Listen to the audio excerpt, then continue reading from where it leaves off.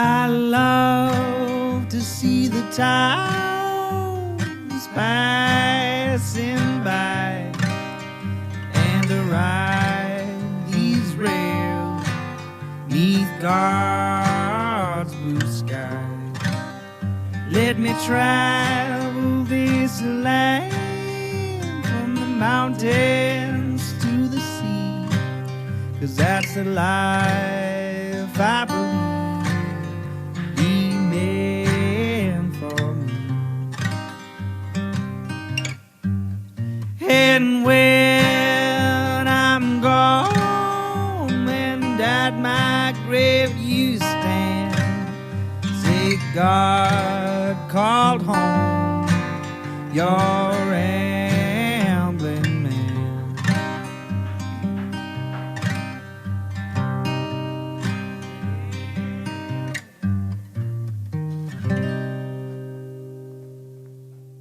Welcome to Ramblin' Man Podcast episode number 179. This one is part one of two of my episodes with Emma and Lauren Oxford. And in this, we talk about art and music. Emma is a fantastically talented illustrator and designer here in the area, and Lauren is a fantastically and talented musician in the area, and they just happen to be, spoiler alert, married. It's great having the two of them on. We talked for over 4 hours, so I'm splitting this episode up into two. So you'll hear part one this week, and then part two in 2 weeks. If you'd like to know more about Emma and Lauren, you can follow Emma on Instagram at, good Lord, Emma, are you really making me do this? Minimalist Meow. MinimalistMeow. Good Lord. You can follow Emma on there. She posts a lot of great nature and animal photography. Although her stock and trade is illustration, she doesn't really post that work there, but it's a hell of a follow for all the nature photography. For Lauren, you can find her at Lauren Oxford Music, Laurenoxfordmusic.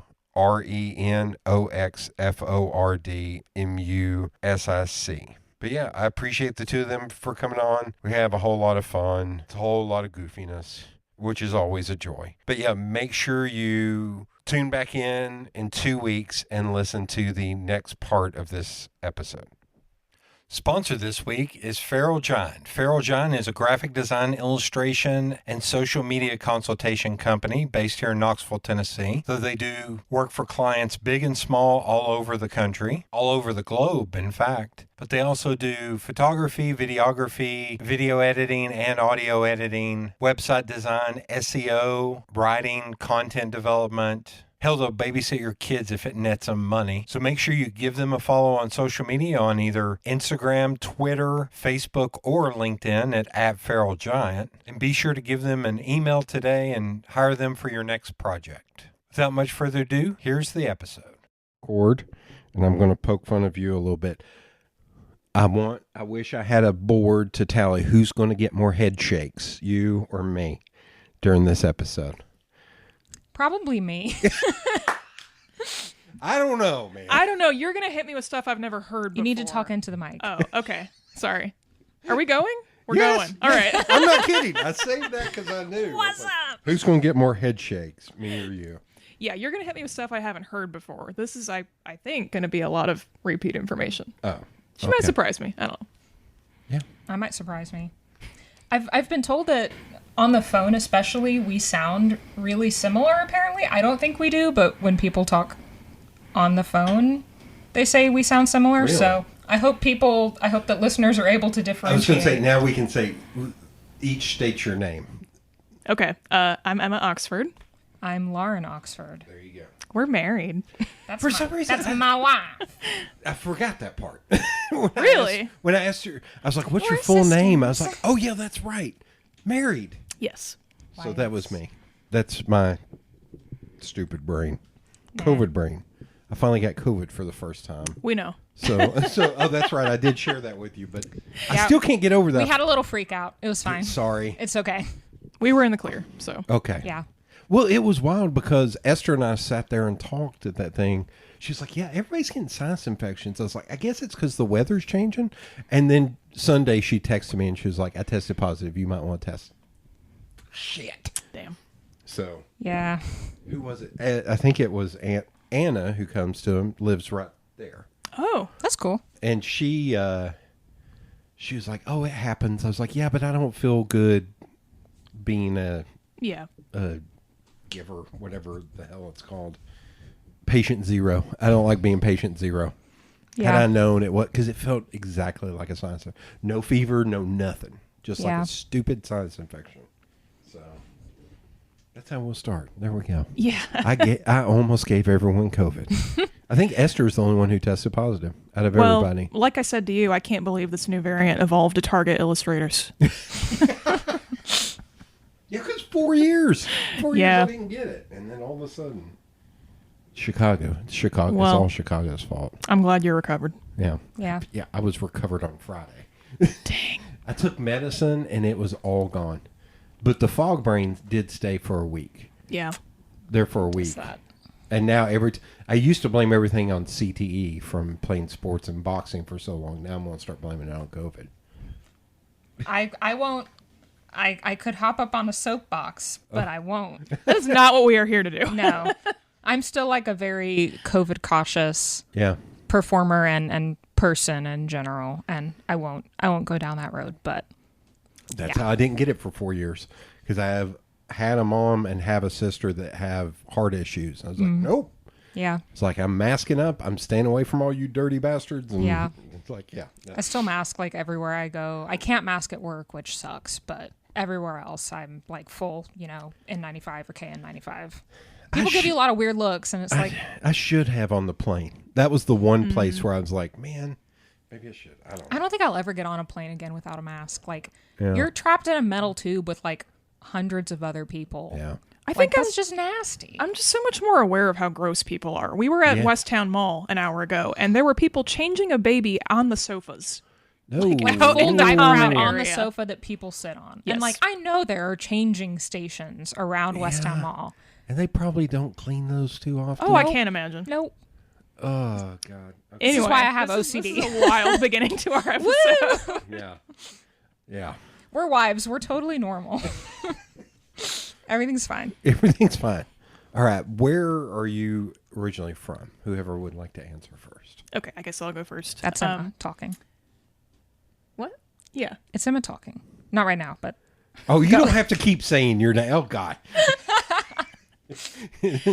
I am from the West Michigan area, actually. I've been down here in East Tennessee for about 8 years. But my family I grew up with my family visiting the area every spring. Okay. And so when I graduated from college, I can get into the whole post-grad job hunt thing. We'll but get yeah. there. I won't skip ahead. I just had a desire to be in the Smokies. And so I moved down here. Grand And it's Rapids Yes, area? Grand Rapids. I grew up in a little town called Grand Haven, which Okay. is kind of a tourist nightmare. There's a big festival called the Coast Guard Festival. It gets overrun with people on Lake Michigan. It's kind of a little ritzy area, but I just say Grand Rapids area because that's easier, and that's where I was born, Okay. and closer to where I went to college. So kind of just that nexus. Did we already have this conversation and I forgot?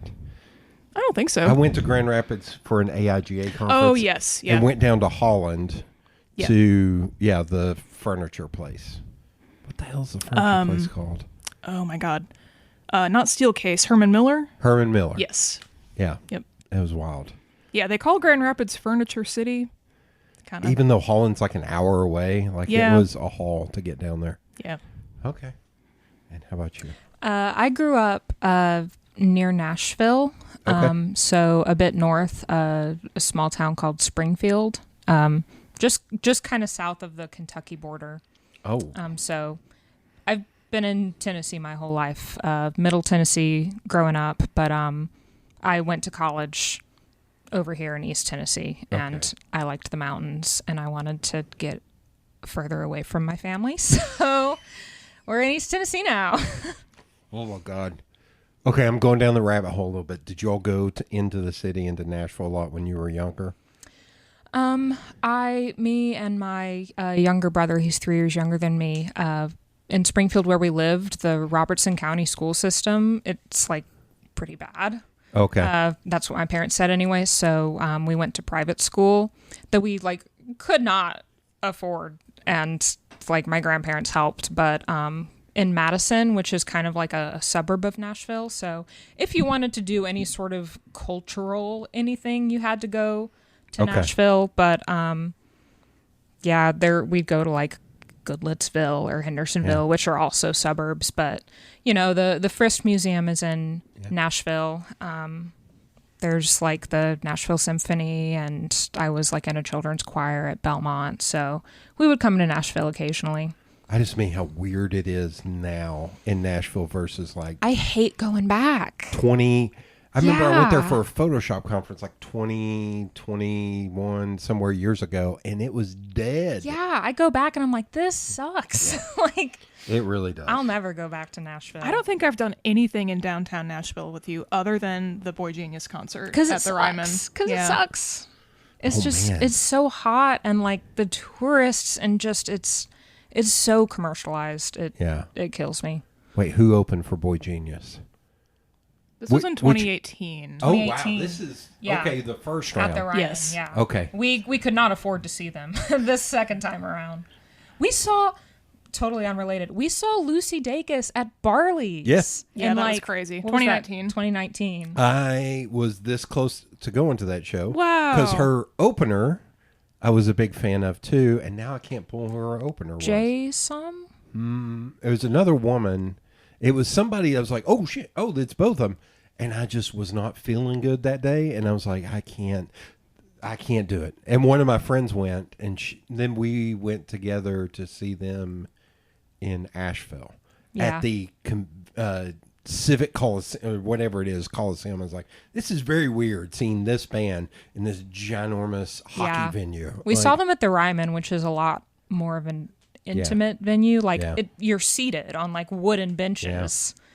And now you've played at that same stage at Barley's. Yeah. Which is a crazy Oh, feeling. I thought you meant the Ryman. I Oh, was like, no, whoa, God. spoiler alert, holy No, just the humble Barley's at the stage. Barley's.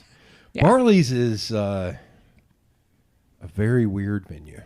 It is. The bands that I have seen there, and runs the gamut. another one that I was sick and couldn't go was the Black Pumas. Do you know the Black Pumas? Yeah. yeah. They literally blew up the next week.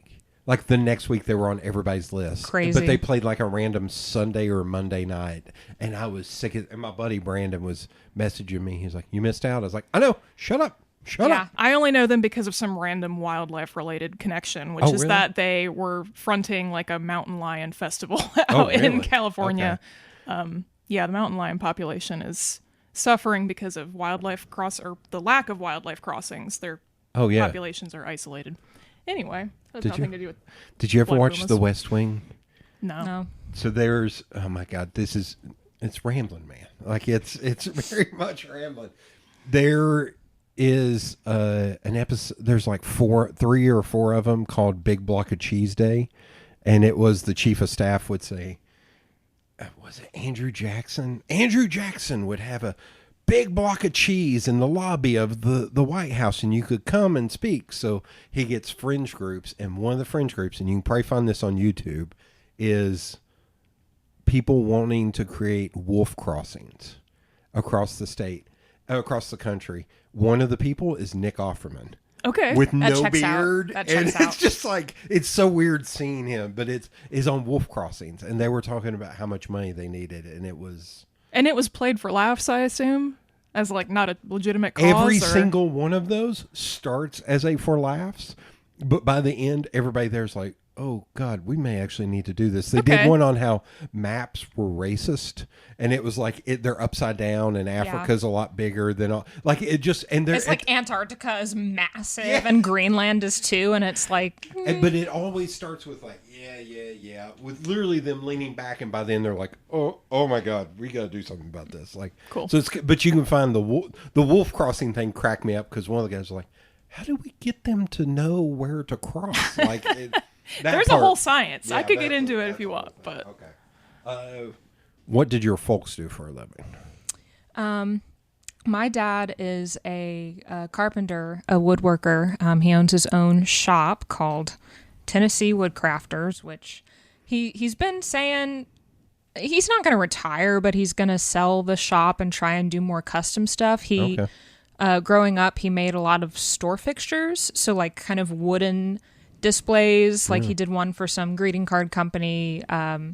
He makes these like tabletop easels that can like hold prints or something. He did a lot of easels for like Kate Spade to have in their stores. So just kind of like he did a lot of production woodwork, but genuinely he's an artist and like his medium is wood. Like I really hope that he can get the shop sold and do the custom things that like add beauty to the world that he needs to do. Does he ever come here to town? Not really. Okay. If he does, please let me know, because I would like to send him to this place called Able Trade. Do you know about Able Trade? Mm-mm. So do you know downtown where like Postmodern Spirits and Pour is in the old train station? It's just down the road from Dogwood Arts. Like if you're walking up the hill back up to the 100 block of Gay Street. My greatest fear coming on here was that you were going to start talking about Knoxville geography. I'd be like, nope. 12 minutes, 48 seconds. We got your fear. But it's this old rail depot, but the front side is like Postmodern Spirits, Pour Tap Room, but the back side, the full thing, is people who make stuff. But there's communal woodworking, metalworking, all that, and they all have their booths. So it's like Boppo Design. It's people who make all this. I think he would dig it. I think he absolutely Hey, would. what's the thing that he got kind of famous for? The paddle? Not kind of famous. He made this thing called paddle pong, which is like a handheld. There's one of those in this basement. Oh my God. My dad, Wayne Cox Woodworks. With the rubber band, and you the do rubber band in the middle, and you do this back I and swear forth. to God, there's one in the basement. That's Amazing. my dad. That's amazing. Yep. I don't know where I got it. It was omnipresent. It was always there. That's him. And then he had this other. I don't know. I don't remember what the little game is with the. That's the kind rings. of a knockoff of an existing thing. Yeah. It's sort of the tower game where you can move, one piece to the next, but there's rules about how you It's can like move them. 4 little wooden dowels, and there's kind of circular rings kinda like that are the different peg colors. things Yeah, I don't think on that's it. his Cracker idea. Barrel. No, it's more like it's a long, thin block of wood. There's like I think 4 dowels on it, and on each dowel there's like 4 or 5 different rings with the hole in the middle. One's like red, one's orange, one's green, one's blue, and you have to like get all the colors to line up without. That's I don't wild. know. Yeah. He was on the Johnny Carson show I think it was paddle pong he was showing off, or it was like some cutting board he did, but that's like his claim to fame is that I was on the Johnny Carson show with my mom and If you ever want dad. to laugh, watch those old episodes where they're sitting there smoking and drinking. Yeah, it's crazy. It's nuts. It's crazy. Anyway, that's my dad. Okay. I get my ADHD from him. We are like kind of the same person, although I try to true. be a little less flaky than he is. My mom, she was a travel agent, and then as computers and the internet started becoming a thing, she couldn't really be a travel agent anymore. So she stayed at home to take care of me and my brother for a while. And then when 2008 and the recession happened, no one wanted, woodwork anymore. So she started working. I think she started doing catering around then. And since she still has catering on the side, but she also she worked in a hotel for a while, and now she works at Costco. I have older parents, so they're both 66. Okay. So not looking to retire anytime soon. My parents divorced 2 days after I graduated from high school, and they've each since remarried. We got her out the door. Forget Yep. the brother. We got her out I the was door. gonna say, screw And you, they should have Spencer. gotten divorced way before God. then. It That's was amazing. We don't have to get into my my trauma. And one brother. Yeah, one brother. He's younger than me. What does he do for a living? He is, I guess he's 25 now. He just graduated last May from UTC. He got his degree in environmental science, and he's doing He's working at some company. He does like kind of land surveying and also does stuff in the office. I'm not quite sure. Okay. It was a little perplexing to me that he got into environmental science because he's like really into Joe Rogan and like that. Did he take some horse tranquilizer in the morning? Oh, I'm sure. Well, I mean, he also doesn't think COVID is real, so And for a hot second there, he was really into mushrooms. Like he wanted to. He wanted to use more his science environmental on science mushrooms. degree and like move to Colorado. Definitely and, a Joe like, Rogan. Yep. And Colorado, yeah. Yep, You're moved to checking all the Colorado boxes and here. He's like, like weed is going to be legal, but the next thing that's coming up is psilocybin mushrooms. So like and it's like, okay, knock yourself out. Yeah. Literally. Yeah. How about you? Your folks or siblings? My parents are much less interesting, but my mom has been a new home salesperson for most of my life, which means that, a new neighborhood would come in, she'd sell the homes there, and then basically be on beck and call to like everyone who moved in. So, hey, our sink broke, help me out. So I grew up with just a very busy workaholic mom. Okay. And then my stepdad, he worked for the same company for a while, but ended up retiring to start his own home remodeling company, which frankly crashed and burned during the recession. Oh. But that's about it. And now my mom is semi-retired. Both of them travel around in an RV, and she still sells homes, but she does it independently. She's no longer with that company. So, Well, I always ask those questions because I can't tell you how many people I've met that are artists, that their family. I am the only artist in my family. Yeah. Like all. Well, I will say so- my grandpa on my dad's side was a printmaking professor at U of M. Oh. But okay. I am not super familiar with that side of the family. Yeah. So, but it is in there, in the gene pool. That's somewhere. why I asked what your brother did, because it was like. Yeah. I mean, my dad, like, he is an artist with wood, but he doesn't think of it that way. I very much was like the weird, like, how did we get this strange creative child and like a very normie family? I was the little weird one. Okay. And siblings? I'm an only child. Oh, you so said that. I'm very much black sheep of the family. She's definitely an only child. Hello. Wow. We are like 15 minutes in, and you're already coming at me. Jeez. Okay. It's all love. So I asked, were you always doodling or doing art as a kid? I'll ask you first, then I'll go on to you. Yeah. There's a picture of me like at an easel with a paintbrush with a just huge goofy grin on my face. I wish there were a way to add visual media to a podcast, but It's a great picture. it is a great picture. Anyway, I was doodling pretty much from the beginning. Really got into drawing Pokemon in my childhood, got into drawing animals from field guides. That thing was always there from the beginning. A huge sort of catalyst for me, you're going to laugh, but in my middle school and high school era, DeviantArt. Oh, yeah. Got really into DeviantArt. I had friends in high school who were also artists, so we had that kind of friendly competition. I think that really You pushed gonna me tell them forward a about lot the of- Warrior Cats forums? I wasn't planning on it. Warrior cats? Oh, That my doesn't God. really have anything to do with my art You career. wouldn't make personas? What? Oh, my God. Sorry, I'm There's being evil. going to end up being like a post podcast of just the two of you deep diving even more. Warrior cat. I mean, I'm being the little devil on the shoulder in this podcast. It really is. I had embarrassing interests as a teenager. I think that we all did. Yeah. They're being divulged against my will, but that's You fine. can divulge mine. Yeah, I don't know. I spent a lot of time on the computer as a kid. Okay. Tumblr came after DeviantArt. Got really into making sort of like autobiography comics. Yeah. Had a decent sized following on Tumblr. But yeah, that was, I mean, I honestly am nostalgic about it. Like that was a time where the internet was sort of a separate place. Like you'd come home and you'd get on the internet. It Yeah. wasn't this constant thing in your pocket. So anyway, that's think- kind of my think- art And it also background. didn't suck. Yeah. Think about how I feel when you didn't carry around your phone with you when you were a kid. Yeah. You would come home and listen to your messages.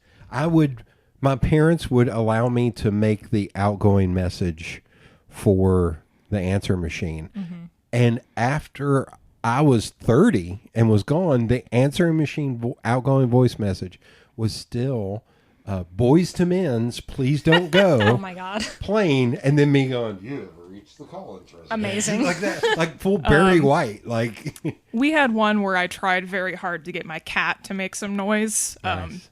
probably by like squeezing him uncomfortably. That's amazing. I was so excited when I got to have like a landline phone in my room. Yeah.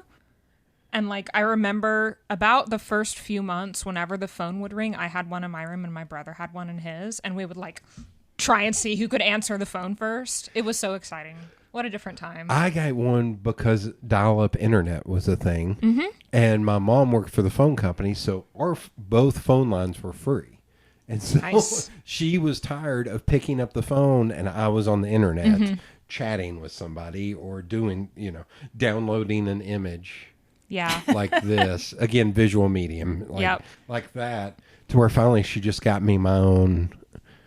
I think that phone number even got transferred into this house where mom was like, okay, we won't call you on your cell phone. Still flip phones. And she was like, but your home line, we will call you on that. And it's like, you're the only one who ever will call me on that. And finally she was like, all right, we're done. Yeah.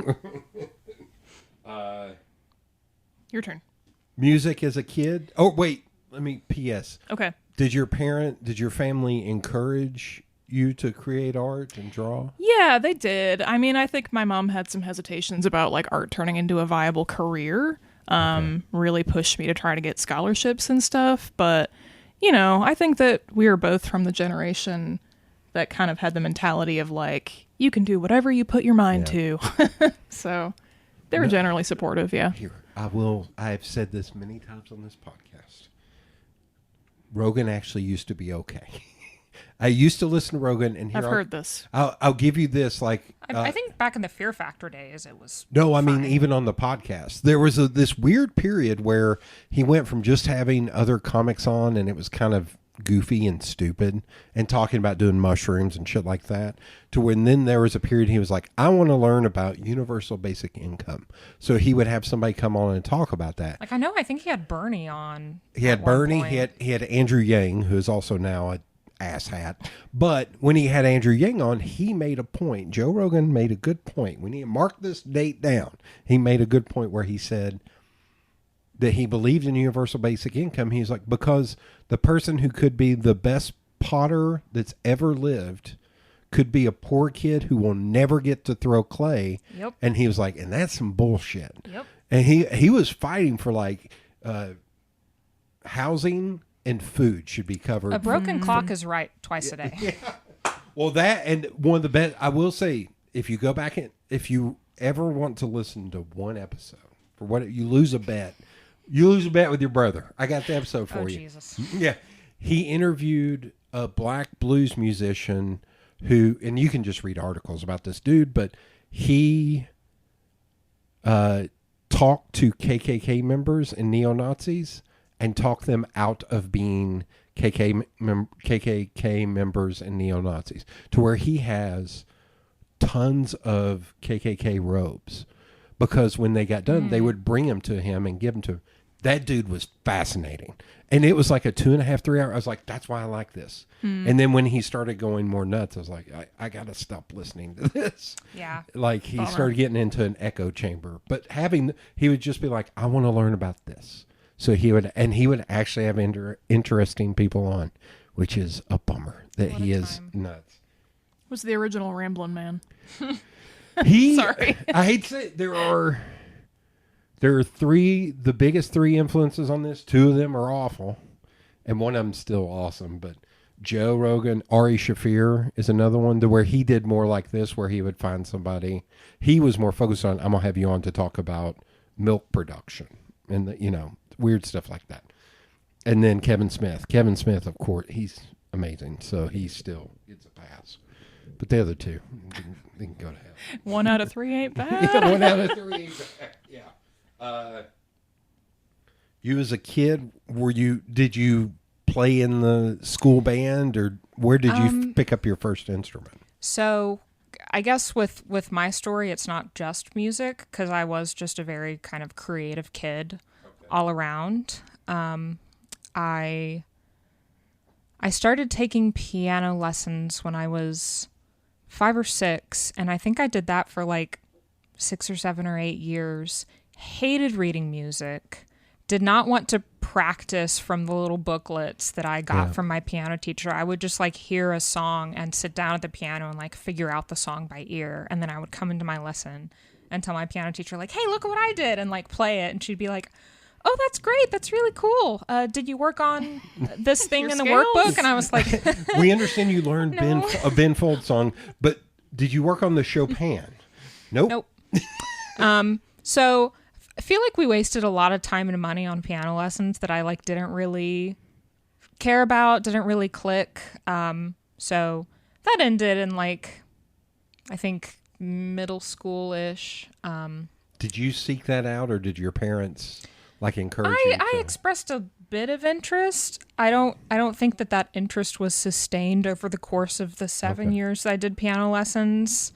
And I think near the end they were like, okay, we're just throwing away money that we don't have. Okay. But in 6th, 7th, and 8th grade, I was in the Nashville Children's Choir through Belmont University. Okay. And we were the touring choir. So each of the 3 years, I think the first year we went to Boston, and then we went to St. Louis, and we went to New Orleans. I don't remember the order that those were in, but that was cool. So I had always like, just kind of sung on my own little songs to myself. But those 3 years in middle school, that was kind of the only like formal vocal training I ever had. When I got into high school, I joined marching band at my school, and I played the marimba, which is like a bigger, much better sounding xylophone. You play it with mallets.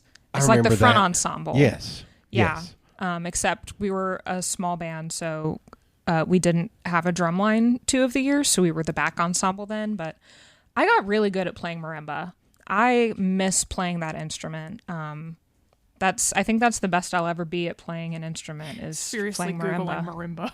I actually spelled it correctly. I'm proud of that. It's a beautiful sounding instrument. I don't know if it's a xylophone or a marimba, but our high school band somehow had something, and they played.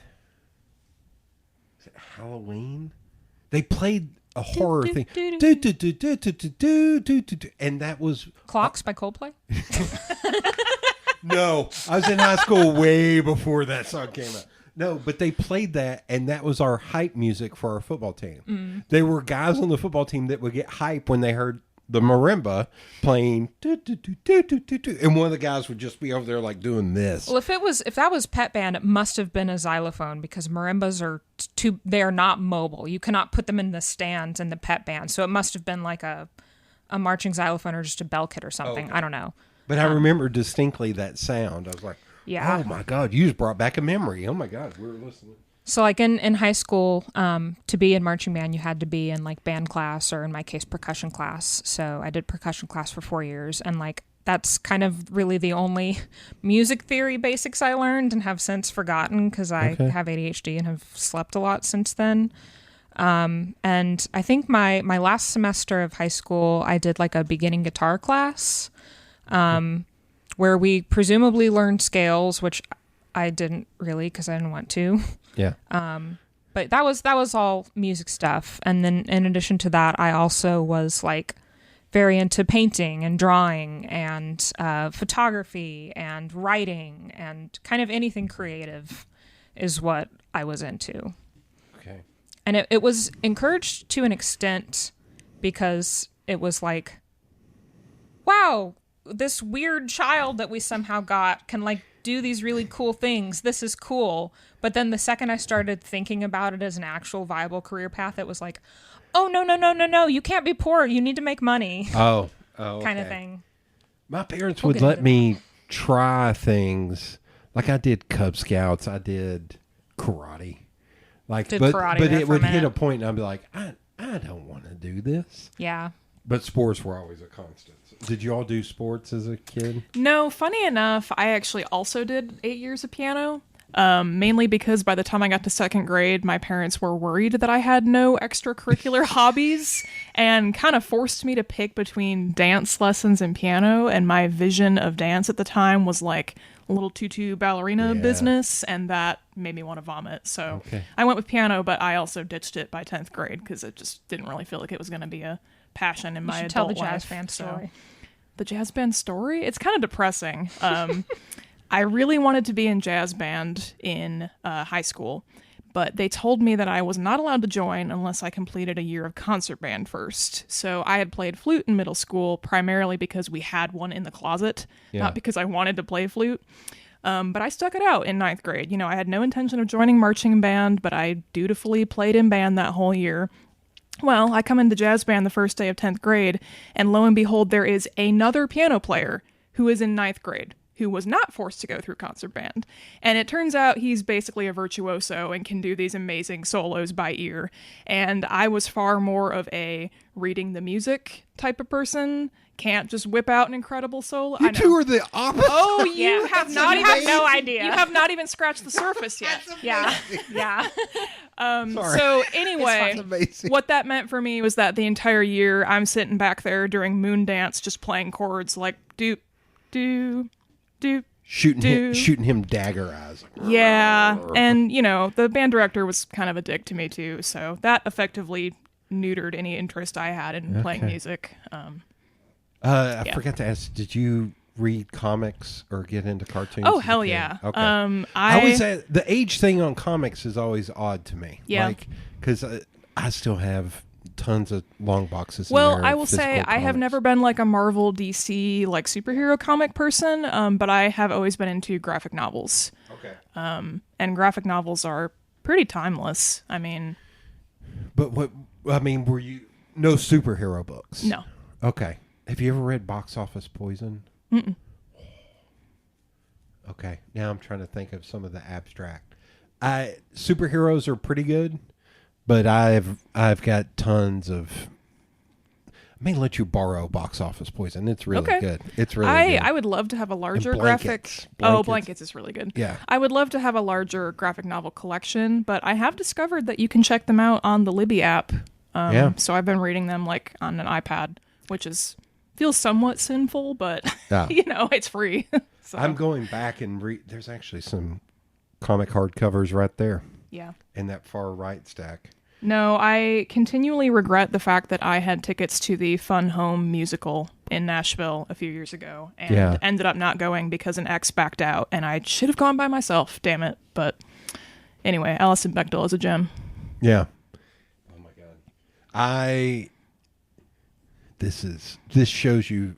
I was past where you all are at. I had to go to Morristown today, so I drove to Morristown, came home. So sorry.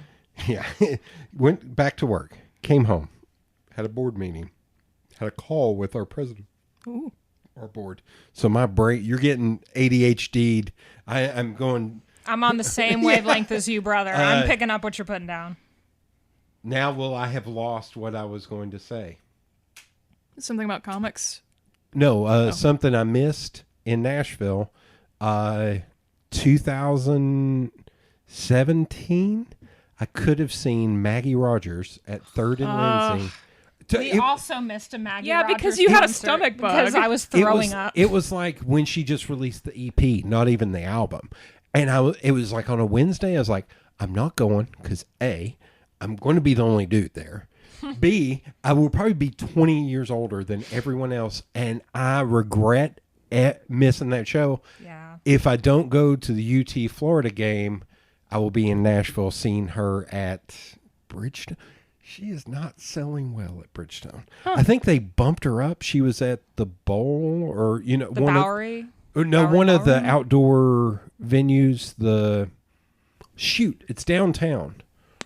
It's the one. It's The Cannery Ballroom? no. I don't it's, even know if that's still a thing. No, it's All the venues I knew are like, it's one of those long gone that now. it's amphitheater. It's an Oh, yeah. amphitheater. She was there, and I think they moved her to Bridgestone. And I looked at tickets, and I'm like, I may be able to get a ticket to this for like $20 a day. I'm like, this is not selling well. I was like, but I'll get to see her. R.I.P. I Queen. love her to death. Like, It is very counterintuitive to what this looks like. No, I'm shocked. That I checks out. really liked her most recent album, and we missed her on the tour for her first album because Lauren had a stomach bug. But Yeah. both ends. It was I bad. wonder if it was that. please. I wonder if it was that same. Was it in Nashville? Yeah, it was in Nashville. It may have been that same show. It was a small venue. It was like 2019, 2018, 2019. So 2019, Maybe, yeah. maybe it was then. Like whatever it was like the. It was 2019. It was the basement or Third and Lindsay. It was one of those small venues. I think it was at the basement. that may have been it. Yeah. Yeah. We missed the same damn show. Yeah. So And you almost came to the Lucy Dacus show. Like, Yeah. truly, the misconnections here are insane. you have, oh my God! Don't start me on music. Like I work to go to shows. I'm about to go see. Let's see. I'll be seeing Idols on Monday in Nashville. Do you know Idols? Yeah, I've Post-punk heard of them. band out of. They're great. Idols on Monday, and then I'll be seeing Khruangbin on Thursday in Nashville or in Atlanta. I'm about to make 2 runs to Atlanta. Wow. Khruangbin one night, Duster another night, which is a shoegaze band from the 90s, and then the Midnight and Chromeo in Asheville. Romeo. That show is going to be awesome. Yeah. It's in Asheville at Rabbit Rabbit. I do not like Chromeo that much. Oh. I love the Midnight. If you've not listened to the Midnight, Okay. they Wait, is the Midnight the I Believe in a Thing Called Love? no, That's something else. no, that's the Darkness. Okay. The Close enough. but not a bad call. right. They would be. They're touring with you. synonyms. Yeah. The Midnight sounds like 80s synth music, and people cut. Emma's gonna be all over that shit. Really? Yeah. So Oh. and fans of theirs cut songs of theirs to 80s films.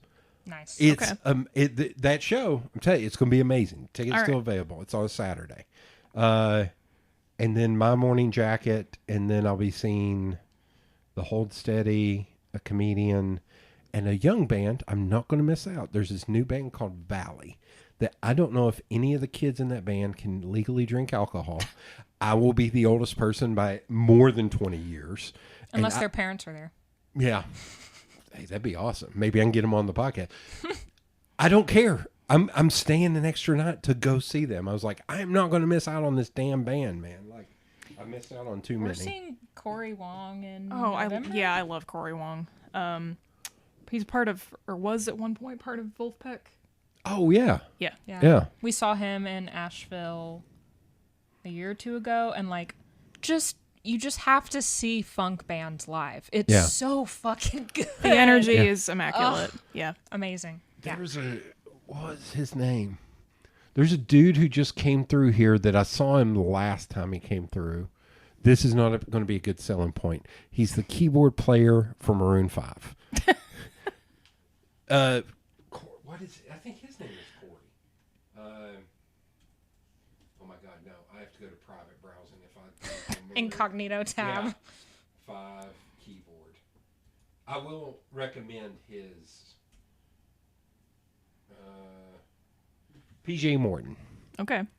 He just came through town, but I'd seen him just before. It was one of the most energetic, best shows at the Bijou. And it was also 99% black audience. And I was like, hey, can we have more of these? And then they put the damn microphone out into the audience at the end and had other people sing. And I was like, Amazing. I am the most untalented person by a country mile in this venue. Right? Wait, no, my friend Marie was with me. Her too. She can't I hope sing. she's listening. Yeah. She can't sing either. Yeah, Marie, you suck. Yeah. But it was like random people, and they were just I was like, oh my God, this is insane. Like, it was That so is one good. of the only nice things about where we are is that we're only about an hour and a half from the Orange Peel. So Bijou, We see most of our shows in Asheville. Yeah. Really? Honestly. Yeah, we go to Bijou- Asheville for concerts. Bijou Theaters got a. We saw isn't that where we Leon saw Leon LaHavas? LaHavas? Yeah. We saw her at the Bijou. Leon LaHavas. I saw her She's great. open for Leon Bridges at the Tennessee hell years yeah. ago. oh, that would have been great. Years ago. Man, what a show. Yeah. Okay. Good. We could talk about music and Yeah, concerts I really forever. have to cut you off. Okay. We have the Taskmaster here to keep our 2 ADHD asses on track. She's used to it. Do you remember the first song or piece of music that made you stand up and take notice? Something that may have been wasn't your parents' music. Like, oh, what is that? Well, no one else in my family is musical. I mean, my grandmother has a piano, and she'll put her hymnal and play her hymns on her very out of tune piano. But to my parents' credit, they both love listening to music, and I grew up like with the older parents. I got a lot of like classic rock stuff from my dad, specifically prog rock. Like I was talking about your Yes albums, I love Yes. Like that's a really important band for me. And then my mom brought a lot of like, she listened to a lot of Motown. There was like Sade, there was, Stevie Wonder, there was Carly Simon and Carole King, and also like a lot of kind of those like 90s alt easy listening mom girly music type thing, like 10,000 Maniacs with like Natalie Merchant. And so I'm laughing because my mom was Celine Dion, Bette Midler, Richard Marx, B97.5, and then Dad was like, I know this is gonna be hard to imagine. He was a big guy, big burly truck driver. No way. Yeah, no way. And he would listen to Buddy Miles, Charlie Daniels Band, ZZ Top, Otis Redding, and then Pet Shop Boys. Nice. Like the most out of left field. Yeah. Like, he was like, I like that West End Boys song. I was like, okay, Dad, let's go. So that's why I'm laughing at the... Yeah. At our wedding, Lauren's father-daughter dance was Owner of a Lonely Heart, and my dance with my mom was Bizarre Love Triangle by New Order. That's oh my God. My dad and I were like air guitar soloing. It was like a we're rocking out, we're spinning, we're just like two ADHD wackos just off in the corner and everyone's laughing at us. It was great. I had a great time. And I will, if you do not know this, Sade is about to release a new album. It has a new song at least, talking about a new album. Shit, Which that is one that's huge. There was also talk about tour, and I was like, I will go wherever it takes. Yeah. Like, I don't Oh my care. God. Surely they'll tour in the States. I was like, but if I got to fly to New York, I'm going. Like, I'm going for that show. But I grew up like I was I mean, obviously I was a weird kid in high school. I wore a blue cape every Friday, and my purse was a Chewbacca that like the front legs clipped, and he was like on my shoulders. But I got my dad's old turntable and his speakers, and I like inherited his record collection. And so I was in like middle and high school, and all the girls around me were like, oh, like Taylor Swift or whatever. And I was like, yes. And like Boston and Queen and Heart, like the Beatles. I'm thinking about the lip dub that your high school did. For some reason, we went to high school in the era of the lip dub. What is lip dub? Oh my God, an entire phenomenon passed you by. Lucky you. So it was a thing where they would I was play. probably in my 40s when the lip... This was 2012. Shit, I may have been in my... No, I wasn't in my 40s yet, but Okay. not far off. So basically, they would play a song, usually like a hip hop song of the moment, and they would move a camera around the school, and they'd have like different clubs and just sports Students people, and teachers, lip-syncing. and they'd be lip syncing to the song. This is TikTok before TikTok. Kind of. Because that's how a TikTok little. started, was Yeah. people... That's true. Yeah, I forgot We did about that. 3 lip dubs in a row. First year was Michael Jackson. Second year was Queen. Third year was just boy bands. So it was like Hanson and NSYNC and Backstreet Boys. In the very last shot, they're in the middle school gym and the camera's going all around. I am in the back holding up a sign that says, The Beatles, the original boy band. Just like, I'm so cool. Like, Not no like one the other else. girls. I had like In my your purple cape. my blue cape, yeah. Blue, sorry. Yeah, and my I was Chewbacca giving you more backpack. pizzazz. Purple. Come Our on. colors were blue and gold Oh, okay. at Good Pasture Christian School. So, my whole room was like just Beatles. I had like Beatles posters and like I painted Beatles quotes on the walls, and I was really into the Beatles there for a minute. But I'm trying to think of like the first song that really made me. You may actually Stop and appreciate the listen. one that is my answer. When I was real little, it was new on the radio.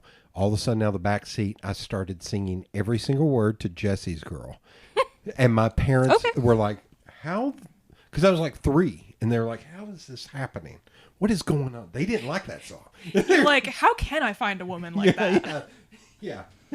I think just like some of my earliest memories are just me being really into music, like hearing this song and being like, wow, I like this song, like singing along. I couldn't even tell you one song because it's always just been kind of such an important part of my childhood and my consciousness. Dad, you wouldn't understand. Because No, Boston. because Dad and I were like, my dad would be like, we'd be in his old like beat up '94 Nissan Pathfinder, and we'd be driving home, and he'd be like, he'd put on like 90125, like the Yes album from the '80s, and he's like, this album only sounds good when it's loud, and he would crank it up, and we were just like rocking out to Owner of a Lonely Heart. And then I'd go to school and all the girls would be talking about like the pop star, and I'd be like, oh, I'm so misunderstood. I'm so much cooler than these girls. I'm not like other girls. But then you weirdly had a small era where you were like, Fergie is good, actually. Yeah. There was like 2006, I had a little pink Hello Kitty boombox. Yeah. And I listened to like the top 40 radio, and I got very into like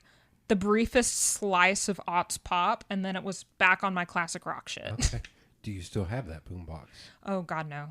I then went through a very hard anti-pink phase, anti-girly girl phase, so everything pink was gone. And that like melded in smoothly to the baby gay, I feel like. It really did. Yeah. Yeah. The baby gay? The baby gay phase. Are you familiar know. with that concept? No. So that's when a queer person first comes out and they feel a lot of pressure to outwardly look gay. So I started wearing like a vest with the bow tie with like a little skirt and my Converse, and it was like, I have to assert that I'm gay, but also I'm at a private Christian school, and that's not going to go over well, and I'm not out to my family, and am I even out to myself? I wish I could pull out my yearbooks, because when I was in high school in the 90s, there were a lot of, I'm going to say girls, because they were girls. Girls dabbled in being bi or gay, and there are literally photos of everyone wearing plaid. Yeah. Like the same Flannels. plaid and big ass jeans. Yeah. And some of the women, it has stuck and they are still gay, and some could not be further. Yeah.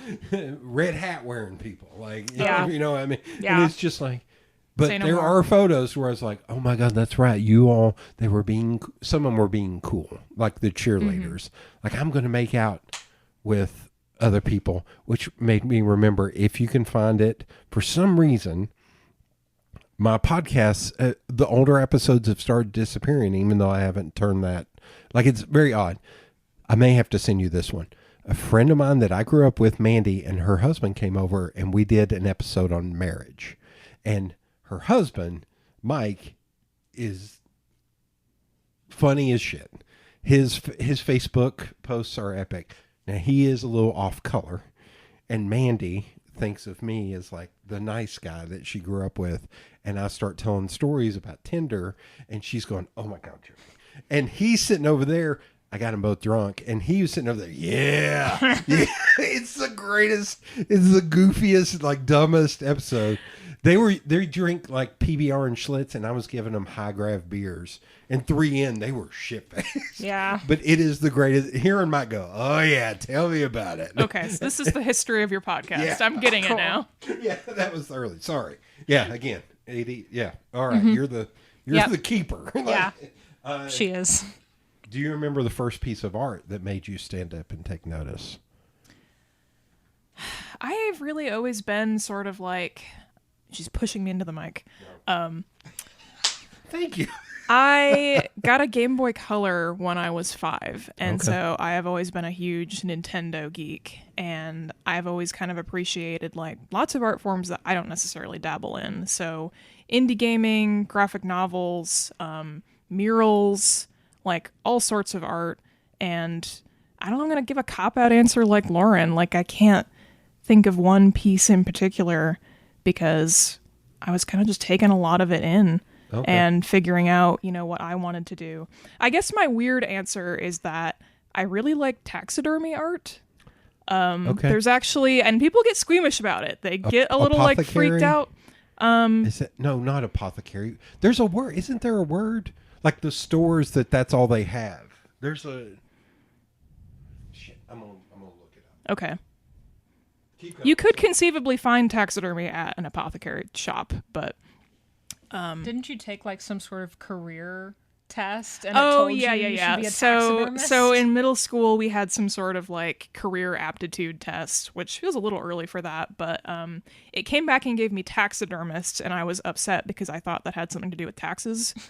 But no, when I later figured out what that is, I really came to appreciate it. There's a lot of people who do really neat stuff with like roadkill and kind of just giving animals that have died from really unfortunate causes a more sort of respectful. I guess it's oddity shop. Yeah. When I was up in Cleveland. Curiosity? Curiosity. Okay, yeah. When I was up in Cleveland, my friend Hannah took me a couple of curiosity shops, and there was a place, if you ever go up to Cincinnati, called Hell, Heil, Okay. that it's a records and oddities, Cool. and it would have a lot of that stuff. But yeah. Have you been to the Contemporary Arts Museum in Cincinnati? It fucking slaps. It's so good. No, have you been to the Sign Museum in Cincinnati? There is a literal like signs like. Oh, that's Have you been amazing. to the Lucky Cat Museum in Cincinnati? No, Lucky. What is Lucky? Lucky Cat, the little cats that wave. You see them Oh. in Chinese restaurants. Yeah. Yeah. It's just There's a a museum of museum- Lucky Cats. What was the contemporary art? Contemporary art. Okay. Is it Contemporary Art Center? Center. Yeah. Yeah. Okay. It goes so hard. We have this running joke that like in 5 years we're gonna move to Cincinnati, but then it's like, God, I'd have to live in Ohio. Like I'd be cool living in Cincinnati, but like selecting Ohio from a drop down menu, something about that would just like kill my soul will a say, little bit. That place, Hell, is actually across the bridge In Covington. Covington. Covington's a cool little town. It is a really. And you're still in Kentucky, so you Yeah. can be like, I'm still a Southerner. Yes. I don't live in fucking Ohio. So just think about that. You Sorry, can still, Ohio listeners. I don't My hate friend you. I Hannah hate is your Ohio state. person. I think she gets it. I think I'm going up in December to see John Waters do his Christmas show at this weird L-shaped tiny venue where like the stage is in the crux here, and you can. It's a very odd location. My buddy Danny works for the zoo up there, and I texted him. I was like, "All right, I'm coming up. I gotta go to this John Waters show." But I got Contemporary Art Museum. I've got that in there, so I'll try to go in It's a December. really cool museum. And both of us are massive fans of contemporary art, and we hate how often people who don't understand art shit on it. Because it's... Well, it's good recording with you. I went not to, a contemporary art No, fan. I went to Chicago to see Metallica, but I did a lot, and the Modern Art Museum was there. And out of the three main exhibits, I hated two of them. And I texted my friend Hannah. I was like, I only hated two out of the three. I think that's called growth. Because I am very much, there have been episodes of this where one of my mortal enemies, if I ever meet him, Richard Prince, I'm just going to start punching him. Do you know Richard Prince? He is an artist that took the Marlboro ads from the 60s and 70s of the Cowboys and just essentially copied them, and blew them up. He's like, this That is my sounds art. familiar. He did So just what Andy Warhol did, even worse. but worse. Because a few years ago, and you can find this, he did an art exhibit about Instagram. He would go to, like, let's say your Instagram page, take one photo, screenshot it, and then add one comment at the bottom as himself, blow it up, Giclée print it, and then those things sold for like $400,000. And he would give $0 to the original person. I want to punch him in the That's nads. pretty shitty. Okay, there's some stinkers for sure. And Jeff There's stinkers Koons- everywhere. Jeff Koons We sucks. hate that dude. Boo. And what I've said is I don't understand Rothko, and it doesn't hit me. But We're not even talking modern art. Oh, okay. Like contemporary. Like okay. You really articulated Now. the cunt. Oh, so, we put the cunt in contemporary over here. So, okay, I'm going to have a soapbox moment, which is that Okay. even if I don't like a contemporary art piece, I feel compelled to defend it because there are just so many people who think that representational art is the holy grail. That's the only kind of art they deem respectable talented, what have you. And in my opinion, it's easy to learn how to reproduce a photo or something like that. It's just technical skill. Actually coming up with like a concept that is, compelling. Yeah, compelling in some way is a lot harder. So, even if not every contemporary art piece like hits the mark for me, I defend to the death, their right to make it. And also all the people who are like, I could do that, or my kid could do that. Yeah, but you fucking didn't. So I'm going to click on this. It'll take like a minute to fully load. My friend Hannah and I share art with one another that we find and we love. Mm-hmm. And I stumbled upon this. So it's somebody I'm going to kind of narrate it. They took 2 frames and then they took, I guess it's clay to make these hands, and they etched them to where, you can see fingernails and joints and everything, and they're on the frames, and then they painted the scene behind it that then extends into those hands. That's cool. So it's this weird, so this would be contemporary art. Yeah, I think Would you so. think? If it's happening like now, if Yeah, it's an there it artist is. working I was gonna right say, yeah, now there and doing that something is. new. I think that's fascinating. That reminds me a lot. I saw a piece recently that was 2 separate frames there was a dog in each. Yeah. And there was a piece of string embedded in each one, and it was sort of like a tug of war. I really like that kind of playful. There's one I saw at the Modern Art Museum in San Francisco that I thought was cool. They took like an old historic photo of, like, let's say a building in downtown San Francisco that then got demolished. And then they took like pins and did string and kind of recreated it. So you had them side by side. It was like, that's awesome. And then I saw another piece where they took a Walker Evans photo, went to Walgreens, had a copy made, and it was put up in the museum. And I told one of my friends, I was like, do you know how hard it was for me not to rip that thing off the wall and then just start ripping it into shreds? I was so angry at this is a copy. That's not yours. Stop. I come from graphic design and I was going to copying. say, but I assume they were trying to make a statement about something. Did you read the statement? Yeah, and I laughed at it. Okay. I actually will tell you something. I came up with an idea for a show I want to do. I'll tell you my idea off mic. Okay. About my statement. Okay. Remember something that for after I will. we're done. Something Yeah. really funny that I'll mark that in my notes. Okay. Okay. Something really funny my stepdad says about museums is when he goes to look at an art piece, he calls the statement the explanation. He said, "Did you find the explanation for that one?" So I made the joke in talking about this is very awful, but it was I don't want to read 14 paragraphs about how your dad didn't love you enough, and that's why I'm looking at a blank canvas with 1 dot in the middle. And I'm sorry. I love that shit. Okay.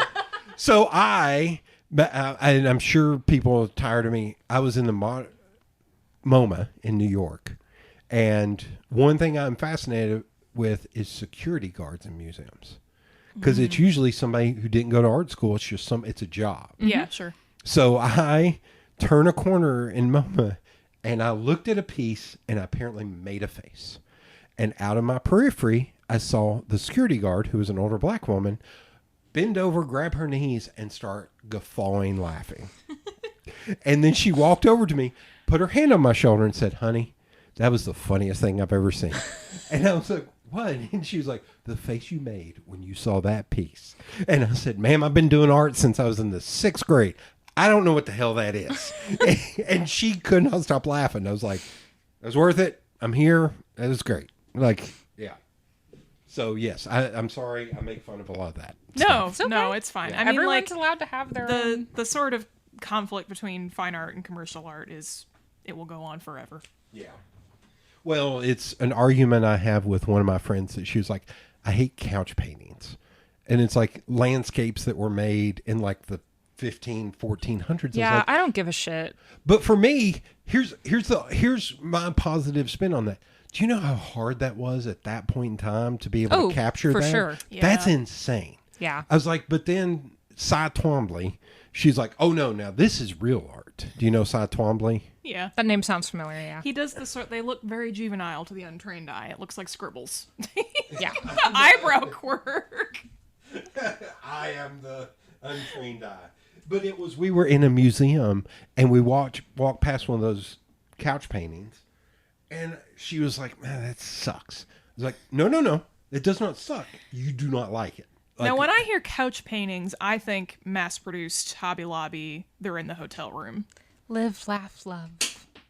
that's Cy Twombly. Oh, that rules. My favorite art is abstract expressionism. Okay. I can tell you, like, I saw a Kandinsky piece for the first time. Yeah. And I was like, oh. Yeah. Like that, just an explosion of color and shape, and just like, I will stand in front of just a bunch of random colors and paint splatters and like cry. Yeah. Like, I don't know what it is about it. It just gets me. Okay. Because I have like a visual arts background too. Maybe you'll like this, maybe you will not like this, but only because I can point at it.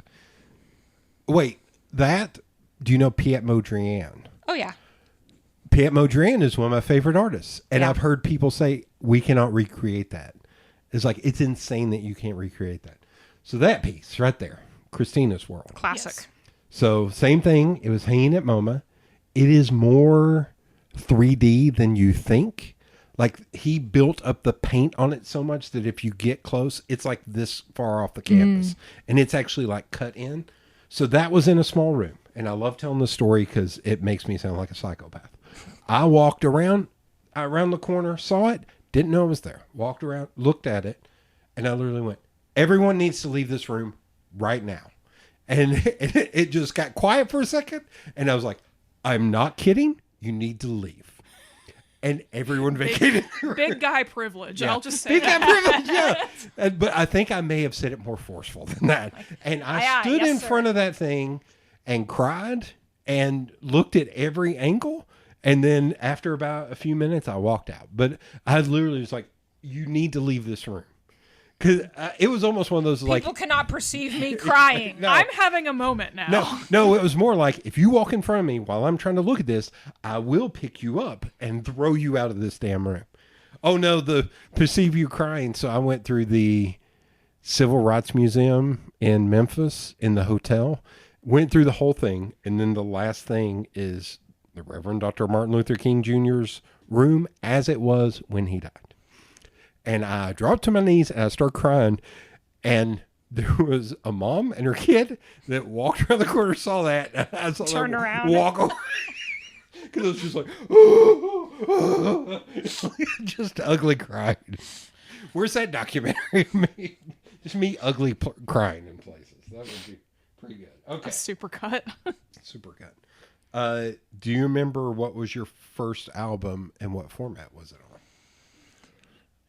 First one that I bought. It's questions like this are so hard because my brain is a colander made of Swiss cheese.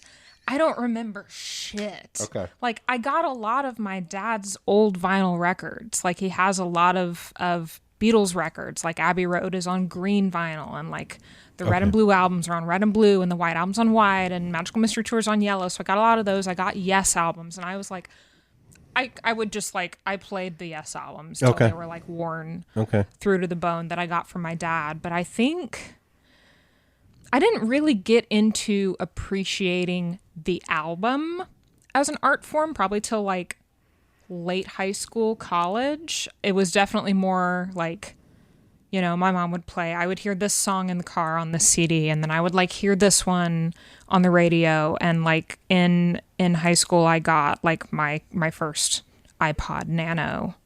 Killing me. And like iTunes was a big thing, and I would just, you know, I was a broke kid, so I would buy like a song here or there. But I remember I bought, I think in 2008, there was a compilation album on iTunes that was like the 100 most essential pieces of classical music. Oh. I bought that sucker, and I would just like, when I did homework, like I would just listen to the collection of 100 different classical pieces, and only about 8 of them have migrated over the years from my second generation iPod Nano to like my iPhone. Okay. There's like 8 songs from that album that have made it in all those iTunes transfers, and I still listen to them often. Okay. So I think that was like, that's maybe the first thing that comes to mind. And then it's like, and I'll stop there because then we get into college. So you answer. This is, so you all are in high school, and I'm pointing at both of you for anyone listening. Music and then art. Was there a point when you were trying to decide to go to college where you knew what you wanted to do in college? And was it either one of those things? I don't think I made a solid decision until probably like senior year.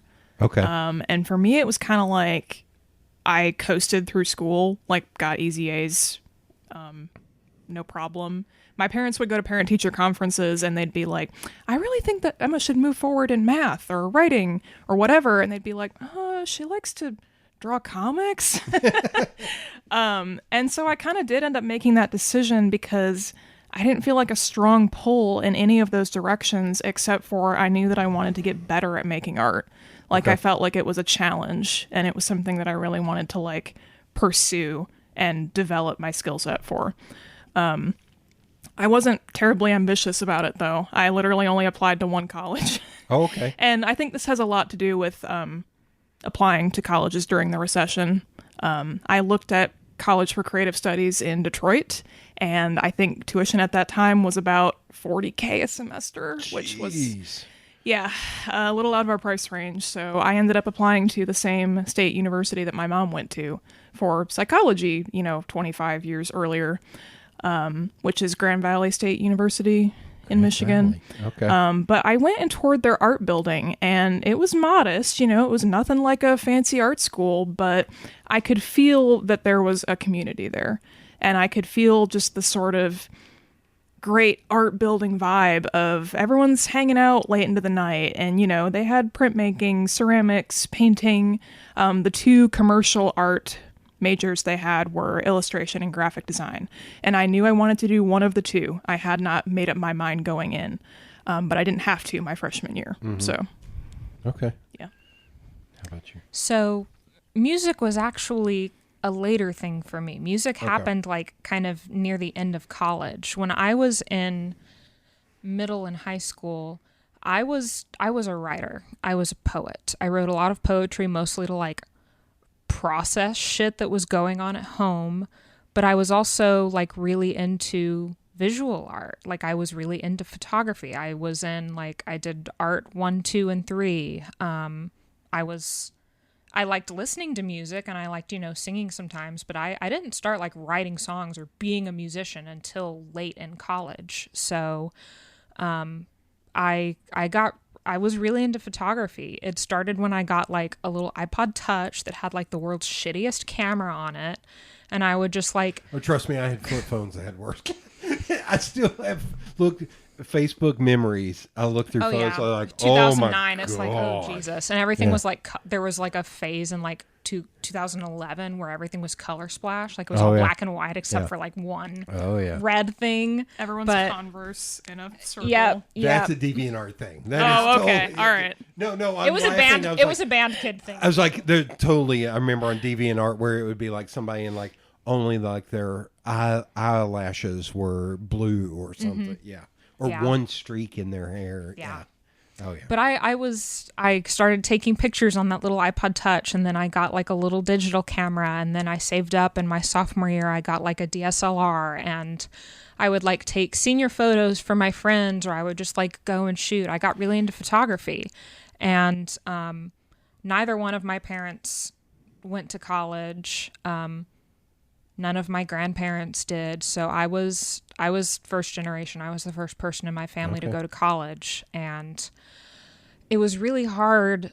It was really hard navigating, applying and doing all this because my parents didn't know what the hell was going on. So it was kind of my ADHD ass on my own trying to figure all of this out, trying to navigate like financial aid because I couldn't go to college unless I got scholarships. We could not afford it. At the high school I was at had dual enrollment with Lipscomb University, but I wanted to get further away from my family. So I applied to Kenyon College in Gambier, Ohio, which was a private university. Got waitlisted. The tuition was like $55K a semester.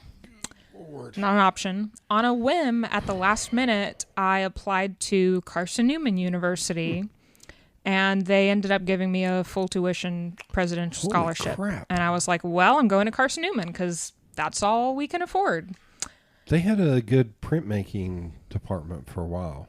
For a while, yeah. Yeah. But I went and I was a photography major, Okay. and I minored in creative writing, and I had a lot of issues at Carson Newman with it being, I Southern can't Baptist, imagine. with me being openly out and like deconstructing Christianity and like radicalizing politically with this backdrop of like you have to get 12 chapel credits this semester. But Holy crap. the Okay. art building, the art program, like I'm still like really close with a lot of my professors. My main photography professor is named David Underwood, and his wife Susan Underwood was my creative writing professor. I recognize those names. Yeah, I think he does a lot of like Yeah. exhibits, and he does these really cool like mixed media image collage type stuff. And then Dr. Underwood, she has like some poetry collections, and she also fairly recently finished her first novel, which is really good. That's but awesome.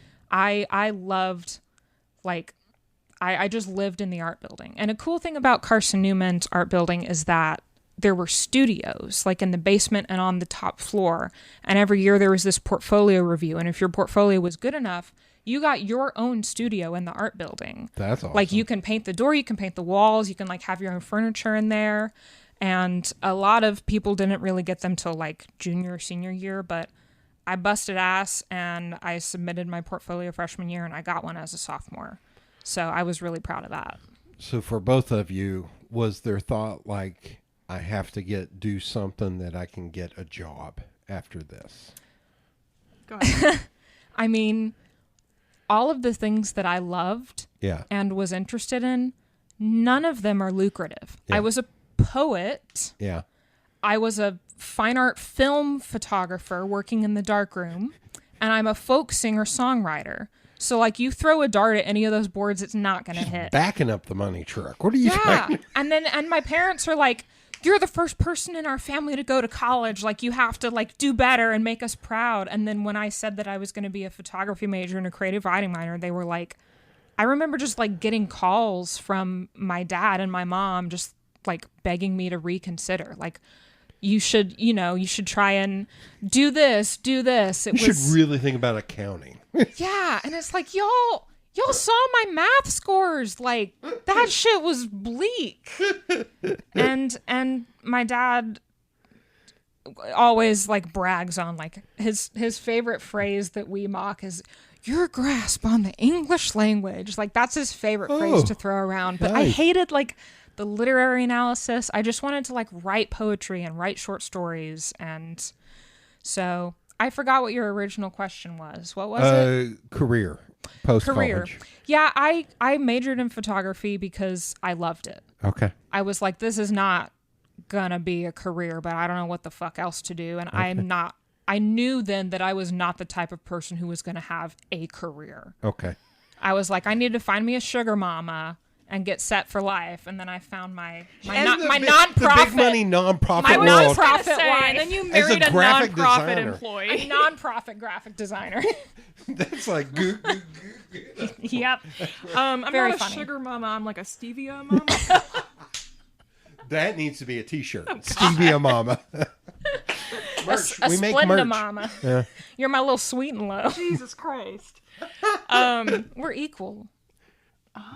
Badooch. Oh. I'm so sorry. If we only had marimbas for you to do the badooch. Okay, money-making career. So I went in kind of thinking I was going to pursue graphic design because Okay. I was also of the mentality that's the only way to make money as an artist. Yeah. Our first Ish. year, yeah, ish. Our first year of our art program was called Foundations. It was brutal. they literally told you going in that they wanted to, weed out the weak, essentially. So I was working a part-time job. I had a little part-time job at a pet store. And then also had these studio classes that were each 3 hours, 2 times a week. And they would basically expect you to do, an additional 6 hours of work for each class throughout the week. I had like a 2D design course, 3D design, 2 drawing classes, a sort of contemporary art visual studies class, and then I think another graphic design, like a color and design class. Yeah. So that was my freshman year. I quickly discovered that the design classes were like a snooze to me. It was the paper cutting, the kind of shape and form, and we had a professor who was kind of on her way out, so like her grasp on Adobe Illustrator was very tenuous. And it was just dull to me, and I was like, this isn't really what I thought it would be. Meanwhile, I'm in my drawing classes with a professor who is just so charismatic. We're starting with still lifes and stuff, but I am knocking it out of the park. Like, I am going home and I am setting up these crazy still lifes with like all the knickknacks my grandma has collected. Because I was living on campus during the week and going home on the weekends to work. I only lived about 20 minutes away from where I went to college. Okay. So I would go home and I would just make these like ridiculous still life setups because I was like riding the high of being really good at drawing. Yeah. That sounds really big-headed, but I would take it in for critiques and like get glowing reviews. And I was like, shit, man, I'm not going to do graphic design. I got to stick with where my heart is. I want to be an illustrator. And then also I met an older, like a junior or a senior at some gallery show, and she said something to me that I'm still kind of unpacking. She said, you just seem more like an illustrator than a designer to me. And I think I'm looking back and now realizing that like maybe I'm not clean cut enough to appear as a graphic designer, because there was a real divide in our building. I find too that scruffy. I guess so, yeah. Our graphic design cohort was very like, kind of sharp, kind of like dressed up. There just was a very clear divide. And then, we had the fine art majors. We had painters and printmakers and ceramics and metalsmithers and whatnot. And then I feel like illustrators were kind of in this sort of niche in between of like, we have this respect for the fine art, but we also live in a commercial world. And I feel like that's where I kind of settled in. So end of my freshman year, I had my foundations review. I applied to be in the illustration program and I got in. And the unfortunate part was I never stopped liking graphic design, but our building had limited faculty, and illustration and graphic design were the 2 most highly desirable emphasis areas. And so once you were in one, you could not take, what's the word? Classes? I know what you mean. Yeah. Electives. You couldn't take yeah. electives from the other areas. So despite really wanting to learn more graphic design, I was kind of locked out of it. And now I learned that they've kind of fixed that and it's different now. You can take classes from both if you want to, but at the time I had to pick one or the other, and I went with illustration. And at that point I wasn't super concerned about how I was going to make it a career. I was just doing what felt right. So and to be fair, we had a good illustration professor who, had a history of working in editorial and, doing sort of like large scale murals and paintings and, taught us a lot about crafting our brand. And, a big part of our program was like setting up our websites and making business cards. And, they clearly cared about preparing us for the, post-school world as much as possible. But illustration with almost with like commercial art added into it. Yeah. Okay. But at the same time, because I couldn't take the graphic design electives, I took a lot of the fine art electives. So I took a class called Visual Studies that was kind of contemporary art oriented. Okay.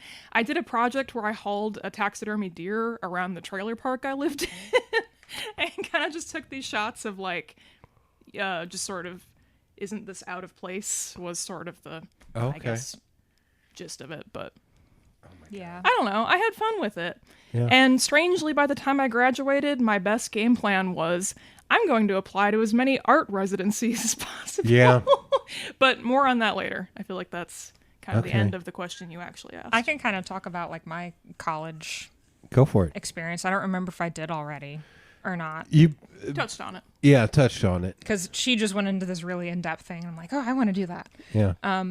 I went in, I was going to be an English major because I had like such an identity as a writer.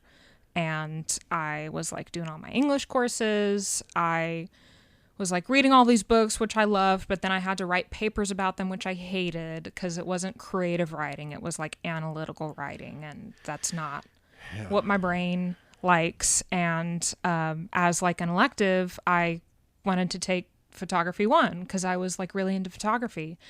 And at Carson Newman, you have to work your way up to digital photography. Everyone starts in the darkroom.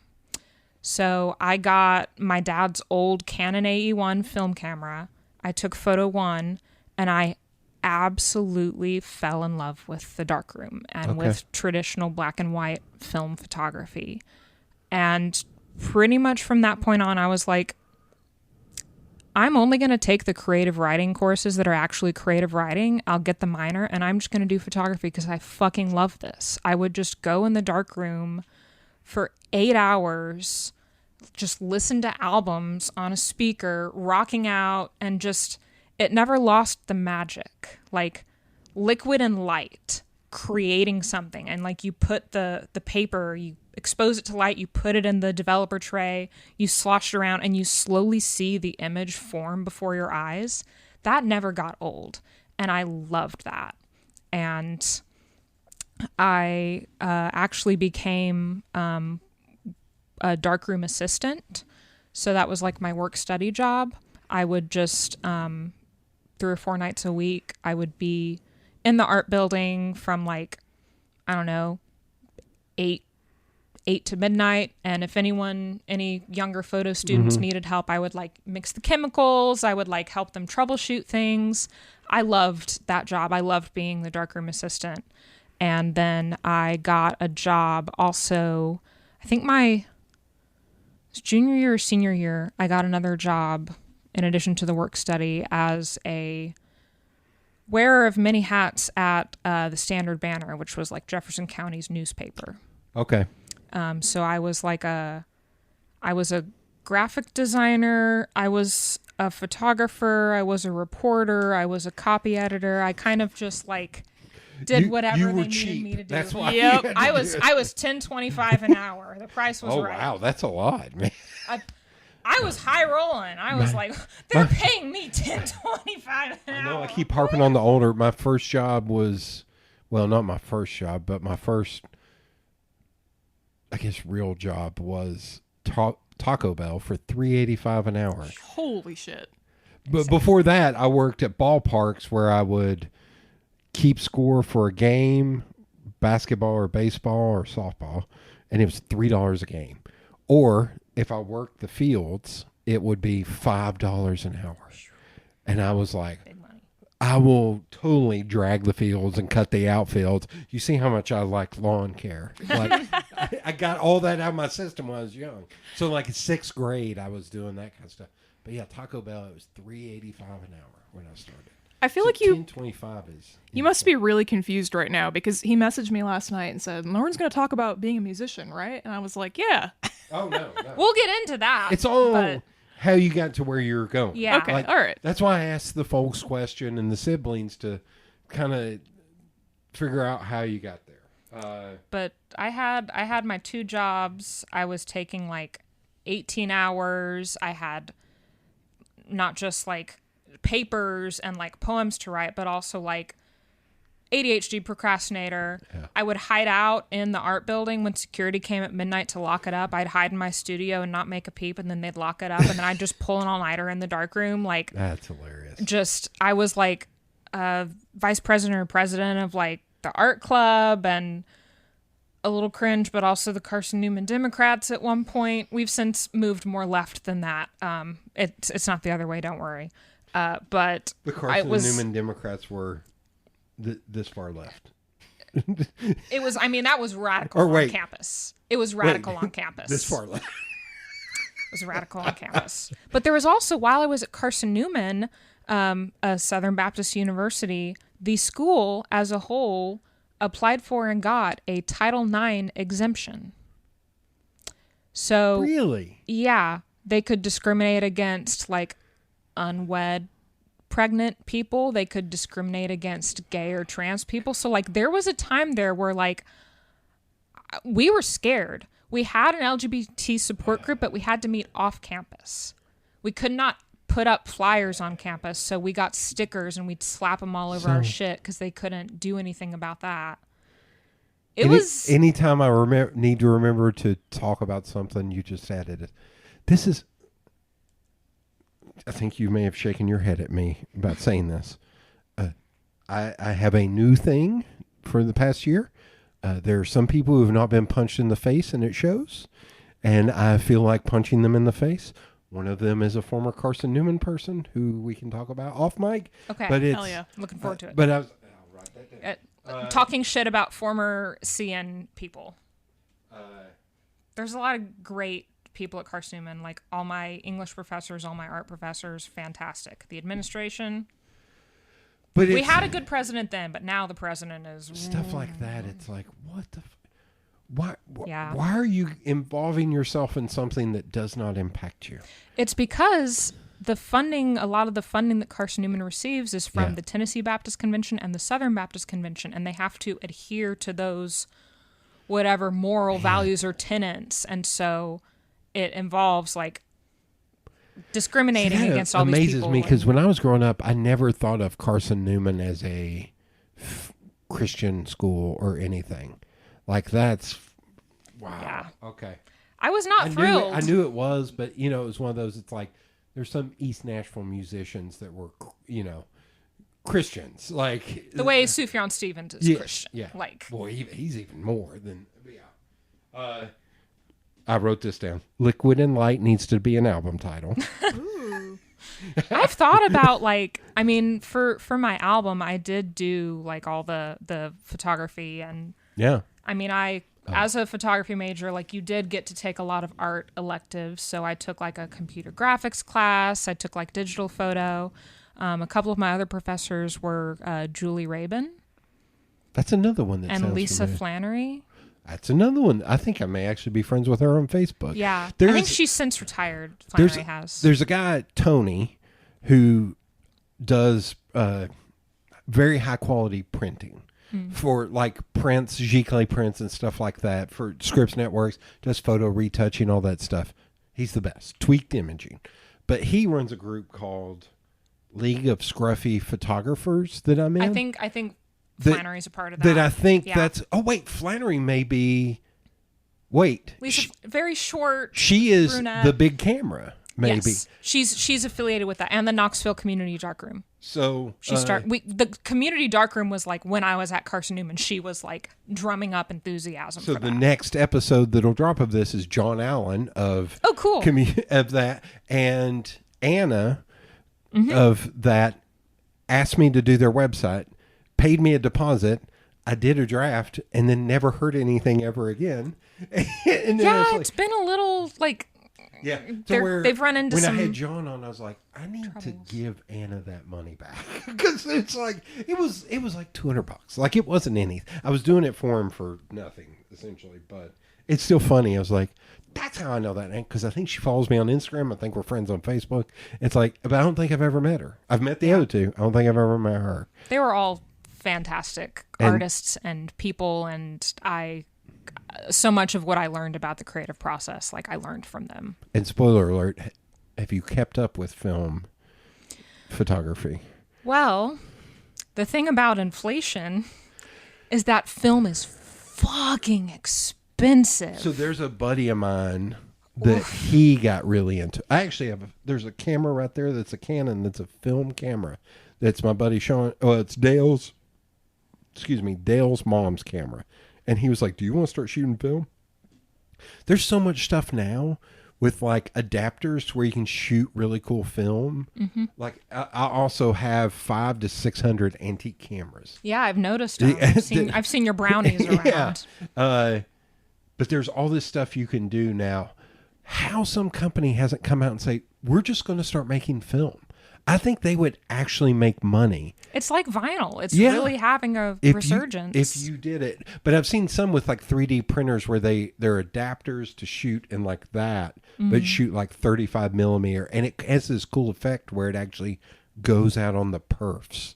Like Yeah. it's a really cool effect. I really like it a lot. My dad and I have been loosely planning to like he's going to help me build a dark room, That's awesome. but both of us have ADHD and he's like trying to sell the shop and it just like I have an enlarger, I have like tongs, I've got photo paper, I've got like trays. I have the stuff I need for Yeah. a dark room, but I don't have we want to build some sort of like thing that can be on a trailer so like if we move or if we go Yeah. somewhere you can just like we can take it with us instead of having this structure that's just stuck in place and when we move That we would can't. not really add to the resale value, Yeah. frankly. So Yeah. like I miss it so much. I miss being in the darkroom so much. My I have buddy- like a lot of color film I've shot when we've gone on various trips that I haven't been able to get developed because it's so expensive Yeah. and I'm a folk musician. So like I think I've got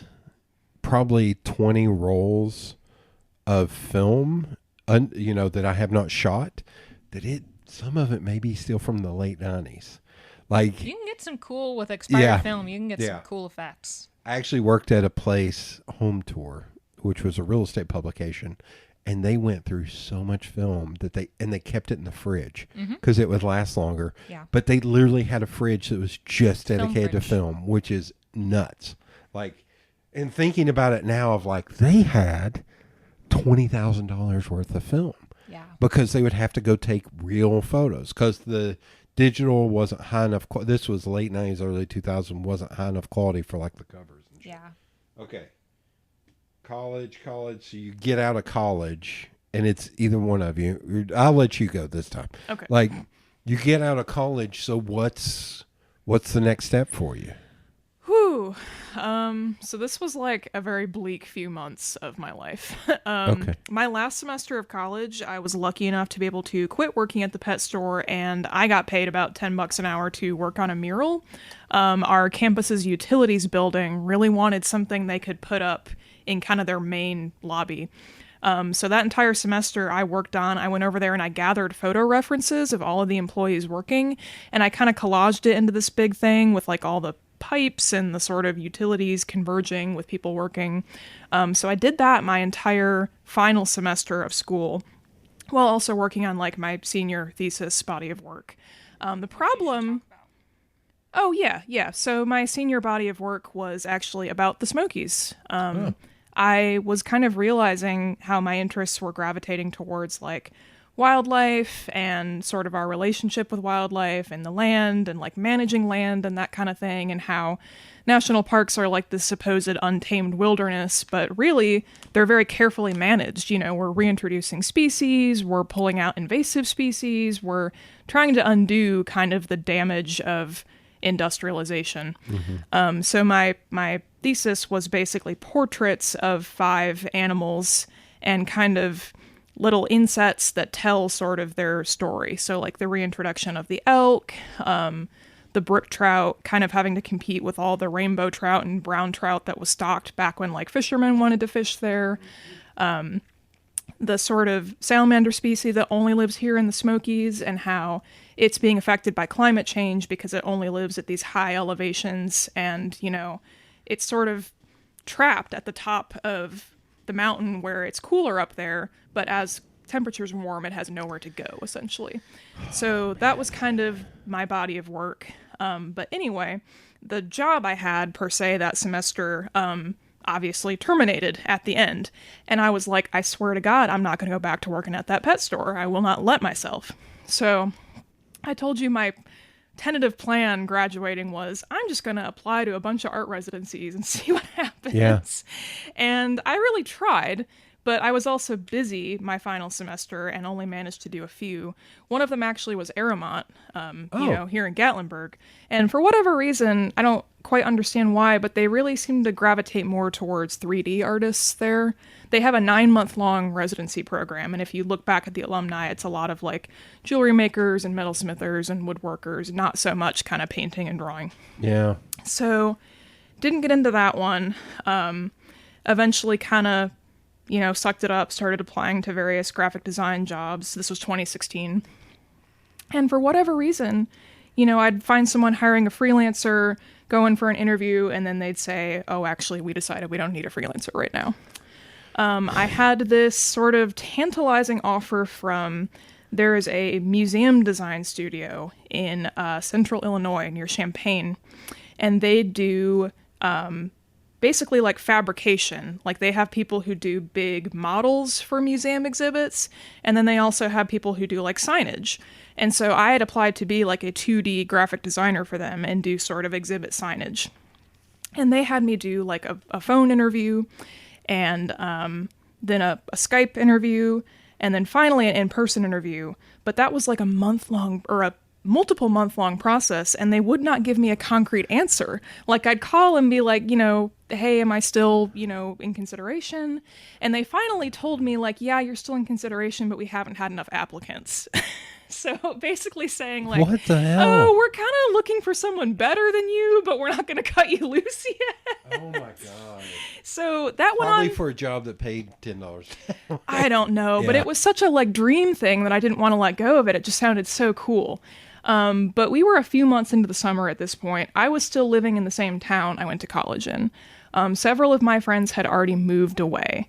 A school year was literally about to start again. I was going to get new roommates. I was not excited about those roommates. Most of my friends were gone. I was like, I'm in the pits here. I have not found a job. I don't know what I'm going to do. I'm not happy here. And it wasn't even like the kind of unemployment where you're like making a lot of art and like getting stuff done. It was like a depressive era. Yeah. So all of a sudden I just had this whim of like, what if I moved to the Smokies? Like, why not? Like, I did a whole body of work about the Smokies. My mom and my stepdad got married down here Okay. at a bed and breakfast, and Where I work now. yes, funny enough, that's the owner is a watercolor painter, and Vern Hippensteel? No, yeah, I don't know how big that of a name name. they are here, but anyway, What a he- name. Yeah, Vern Hippensteel. Hibbensteel. It's it's That's very awesome. dynamic. Yeah. So he actually mentioned to me that he knew the editor at a small nonprofit that supports the national park. And he said, you should send him your art because, it's about the Smokies and I think it's really fantastic. So I did that. I emailed this guy and I got, the stock reply whenever you send your art in unsolicited, which is, oh yeah, it looks great. We'll keep you in mind.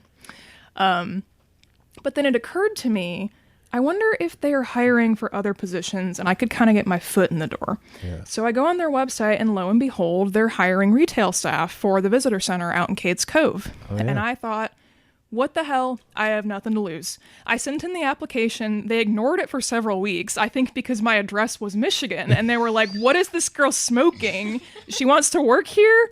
So I wrote back a few weeks later and I said, no, like for real, I'm serious. Like I'll move down there, if I get the job. And she said, okay, I'll set you up. I'll have you talk to the store manager. And this guy, his name is Russell Heaney. He's incredible. He calls me up and he says, can you carry preserves up and down the stairs? And I said, yeah, I've carried 40-pound bags of dog food out to people's car. I don't care. And he wanted to know if I would be okay with driving roughly a 2 to 3 hour commute every day around that loop in Cades Cove. Have you been out to Cades Cove Yeah. before? Okay. Yeah. You know that one-way loop. Yeah. Yeah. Bear Jams. 2 words. Bear Jams. Oh God. Yeah. Stupid me. The last time I went, I didn't even think about it. It was like Memorial Day weekend. Oh my God. And dude. because I am stupid. R.I.P.. I was like, it was one of those. I was like, I want to go hiking. Damn it! And so I went, and I was like, what? Why? Who are all these people? I was like, what the fuck is going Yep. on? And it was like Saturday. Yep. It was peak dumbness. Like it was. Oh God, it was so awful. But can I ask a in between quick question? Yeah. Cost of living up there versus down here, was it pretty equal, or was it? Allendale, Michigan wasn't exactly hop No. and Oh, skip. I'm thinking about I like mean- more Grand Rapids. I feel like Grand Rapids is probably on. I was par not with in Grand Knoxville. Rapids proper. I But- was in a little cornfield. But I'm also like Grand Rapids and Knoxville. They're but, pretty comparable. but definitely. you're not in Grand Rapids, She was in but also not in Knoxville too. Allendale. Yeah. So, So when I moved down here, I actually lived in Maryville. And wait, what is that? do I have to say Merville? I'm trying to thread, I'm trying to walk the line between Maryville Sorry. and Merville. Sorry. My That was- compromise, Merville. my Sorry, compromise that is was- Maryville. That's the best you're going to get from That me. was a softball. Sorry, I I, know. had to take that. That was too. Oh God. So, I was like, what the hell? I'll take Yeah. the job. I have nothing to lose. However, that museum design job still was kind of on the table. And so I went to them and I said, look, I've got another job offer. Is this a done deal? And they said, come down for an in-person interview. We'll let you know one way or the other. So I packed up all my shit in a U-Haul. We drove down to Illinois and I stayed there that night with my aunt and uncle who lived there. Went in for the interview. They were kind enough to tell me, yeah, you just don't have enough experience. Which I'm like, were you not able to glean that from my portfolio? Like the Yeah. day I sent it in? It was weird. But, at the end of the day, I'm glad that I didn't end up living in the middle of Illinois. Yeah. So we continued down to Tennessee. And I had sent money down, a deposit for a 1-bedroom apartment in Maryville that I hadn't even seen. And I moved in and I started working in Cades Cove. Not And knowing anybody. not no a soul. friends, no family. All Yeah. on your own. But it's that drive into work is a very pretty drive. It was. Yeah. And I think that I bonded a lot with my coworkers because we shared that same level of crazy of being willing to do it. Yeah. But the biggest thing that kept me sane was that the editor I mentioned earlier, who I had sent my work into, he was kind enough to kind of Steve start. I recognize that name. Yeah. Yeah. Unsurprising. He was kind enough to give me kind of freelance assignments Okay. for the organization. So he would say, do you want to design a page of the newspaper? And I said, sure. And that truly was a trial by fire because I mentioned I did not get any graphic design schooling. Yeah. So it was like, here's the InDesign template. My first weeks of using InDesign felt like wrestling a wild animal. So I will say 2 quick things about that. Yeah. You had YouTube. And I learned in Quark Express, Oh my God. which you talk about like advanced math to do Quark Express. I still love Quark Express over InDesign. Like I haven't opened that app or used that app in 14 years. We have software at work that converts from Quark to InDesign Yeah. because we still have some older files. I But, will say though, side note, with how Adobe is now, oh my God. Don't get started. Affinity software, have you looked into that? I haven't, and we have a license through work, so there's not a whole lot of motivation for me to switch. But Affinity software, it's you buy it once, and you get free updates for life. What a Yeah. concept. And it's like, I think is like $75 to buy. Wow. I think Yeah. like either one or all 3. If It's- it were just me as a freelancer, I'd be there in a heartbeat. and but it will convert files from Photoshop to Affinity, InDesign but you can't go the other way. I use too much of the other stuff, like with video and audio, that I can't justify. So I'm stuck my own ass paying $60 a month. And it is really sad that Adobe knows they have a monopoly, so they're Yeah. resting on their laurels. Like whenever I use Procreate on an iPad, I'm like, oh my God, there's all these amazing shortcuts that are Yeah. like so intuitive, and Adobe has no incentive to actively improve their product because Adobe's they're just like, you want improvements? we know How about everyone's gonna buy AI? it. So yeah, so there's a text thread. You want generative fill? There's 2 brothers that I went to college with and been friends with ever since then, and they're both also designers. One of them for a liquor distributor and one for PetSafe for radio systems. And our text thread, when it's not stupid memes or jokes about being designers, it is bitching about Adobe or Max. and one of the guys says they keep fixing air quotes things that they don't need to fix. He was like, Yeah. Yep. when you would save a document in InDesign, Illustrator, Photoshop, it would automatically select whatever the name was and not select the .psd, .indd, all that. He was like, they got rid of that. He's like, I'm so used to hitting save because he had it's the liquor distributor. He's like, I have these big signages pieces of signage that are like 1 gigabyte files. And he was like, I'm so used to hitting save, typing everything out and walking and getting a cup of coffee and coming back. And he was like, I come back and it's hadn't done anything.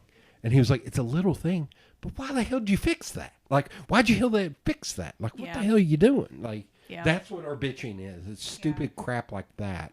Of like, why are you changing this? It's the same shit as like it used to be in Photoshop when you'd resize something, you'd hold shift to keep the dimensions, the aspect ratio the same. And then they just up and changed it so now you don't hit shift. Yes. And it's like, that's going to take people so long to unlearn that habit. And for what? Yeah. Anyway, So- I can't bitch about Adobe for hours. It would become the entire podcast. Anyway, you were but- doing freelance. Yeah. And working And in working the shop. Cades Cove Visitor Yes. What'd you have to make the loop for? The visitor center is at the back of the loop. And it's a one-way road. Oh, I'm thinking about there's the other one. Center. Roaring Fork? Or Sugarlands? Sugarlands. I was thinking of Sugarlands. Cades Cove. Okay, The sorry. one-way loop all the way to the back to get to the visitor center. Sorry. I That's was okay. thinking of Sugarlands, not thinking of the one. I don't know that I've been to that one in Cades I was gonna Cove say, in so decades. For anyone who's not familiar with Cades Cove, it is the only area of the park that's sort of open grassland. Most of it's heavily forested. So it is the number one place to go see bears and other wildlife because you can actually see them.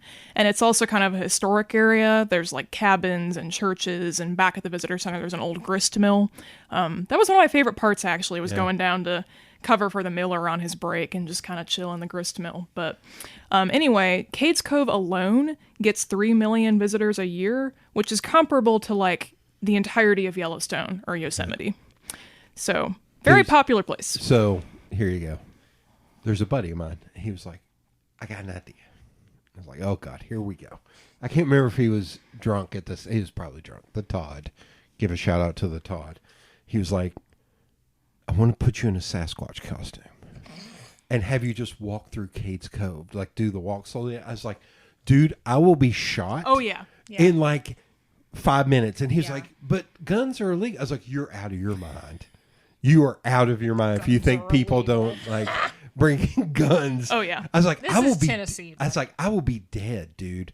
And he was like, I just want to film it. I think it'd be cool. I was like, it'd be cool, and you'd film a murder. Like, what are you talking about? You could do it, dude? maybe get away with it on like a weekday in January.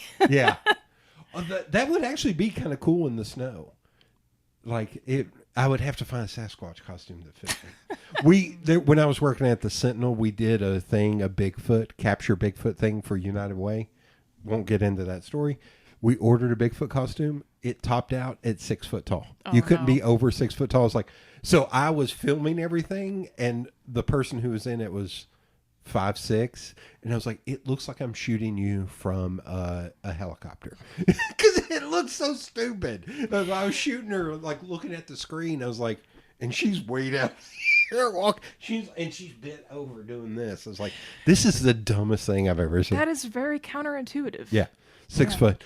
Side note, Buc-ee's sells a onesie with the Beaver. And one person I know gave me a suggestion of, I was like, I kind of want to get one of these, but they don't make one in my size. She was like, just sew it together. I was like, Frank and Bucky. I can buy two and be Frank and Bucky for Halloween. Jesus. That's a great costume That image idea. is never going to leave my brain. Yeah, me as a Frank and Bucky. Yeah. But they're like $75 a piece. I'm like, they are. I'm not spending God. $150. There is genuinely kind of a Bucky's cult at this point. Yeah. I don't really get it. We went in Bucky's for the first time a few months ago, and we're kind of like, I will say going the hype? to Nashville, it's the greatest because you go there and you get gas. You go to Nashville, you come back, you get gas. And coming back from shows, when it's like 1 or 2 in the morning, no one is there. And it is awesome. Like during the day, it's a nightmare. It's hard to find a gas station that's like open Yeah. after midnight Yeah. sometimes. So That's not like a you truck can stop. always, Yeah. rely on that. Okay. Anyway, So that's you getting out of college. You go working there. You start doing freelance. So at what point did a design position open up? yeah. So I was doing like the occasional newspaper page. I did a T-shirt design, which was awesome. Like an article in our journal. Yeah, they kind of kept picking up. Then unfortunately, about a year into working there, that guy retired, and I was like, oh my God, no! All the rapport I've built up with him, like I'm going to be starting from square one. And so this new person came in, I got to meet her, but I really had no guarantee that it was going to lead to anything. And meanwhile, working in Kate's Cove was like slowly eating away at my sanity, just because driving out there was horrendous and the AC often didn't work in the summer. Our Wi-Fi would go out, so we'd have to run credit cards with one of those things called a knuckle buster, where like it makes an impression of the raised numbers on like carbon paper. And a lot of credit cards don't even have raised numbers anymore. Oh yeah, I'd have to write them out half the time. So it was just a very demanding job. We'd get crabby people who didn't like that we didn't have like refrigerated water. It's like, honey, we're on a generator out here. Like, do you see any power lines? You know, just people, I always say people leave their brains when they go on vacation. So it was starting to wear me down, and I was starting to wonder, you know, is anything going to come of this? Like, I have no guarantee. This is just a wing and a prayer for me. So I did kind of update my resume. I did kind of start looking around other design jobs in Knoxville, but something kept telling me, like, no, just stick it out. I think it'll be worth it. And I was kind of getting breadcrumbs at that point. Like, every now and then they'd ask me, like, oh, come shadow with one of our in-house designers, or, you know, just something that made me feel like something was in the works, even though I was kind of in the dark still. But finally, September 2018, I had been working there for about 2 full years. They drove out to meet me, and I had this whole speech prepared. I was going to be like, please let me do design part-time. I'll keep working in the store a couple days a week. Like, I was fully ready to beg. But they came in and they said, we want to offer you a full-time position on the design team. So a little bit of background about Smoky's Life, our organization. We used to be called Great Smoky Mountains Association. We just rebranded this year. We staff all the visitor centers, and we also have a pretty robust publishing program. So we do kids' books, history books, field guides, maps, calendars, that kind of thing, as a sort of educational service to enhance the public's appreciation of the park. So that was me joining that team of we are now 7 people, 3 writers and editors, a videographer, and then 3 designers, and me also being an illustrator. I've kind of fully just become a hybrid at this point. I got thrown into the fire with InDesign, and now I'm pretty comfortable with it. I consider myself, I don't know, like, I don't really consider myself first and foremost an illustrator or a graphic designer. I really embrace both of them now, so. I am so out of touch, out of practice in Photoshop. It's not even funny. Yeah. Like, I just It hasn't changed a whole lot. I know, but I'm still using the old methods of doing stuff, and everybody's like, "Oh, it's so much easier." It's like, I'm still going to do it my way because I haven't kept up with the new AI. Screw the AI stuff. I just Yeah.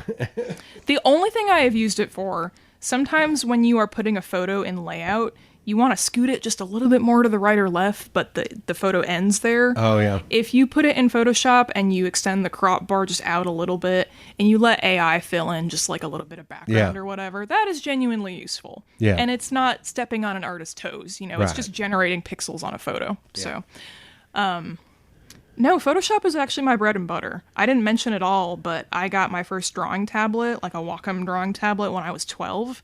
And it is a learning curve, but that was what all the cool kids on DeviantArt had. So I simply had to have one. But I've been drawing in Photoshop.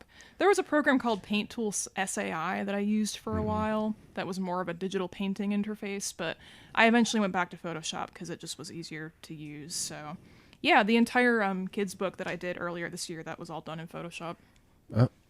Oh, you didn't do that in Procreate? Mm-mm. I think I may have known that, but I should have assumed when you showed. Yeah, I have a Cintiq at work, so that's what I use. Oh. And funny enough, like, I thought that a Cintiq was going to be this great upgrade where, oh, yeah, I can look at the screen I'm drawing on. But I got so accustomed to using a tablet that is just a flat surface and you're looking at the screen. I have a tablet with a screen now, but I still look at my monitor. Oh, do you? Yeah.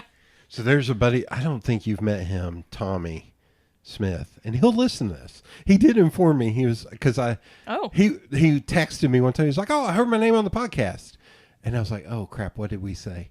And then I was like, "Oh yeah, that's right. I fussed at him because I wanted to see more of his art. He's an insane illustrator. He went to Ringling College too. Oh wow, okay.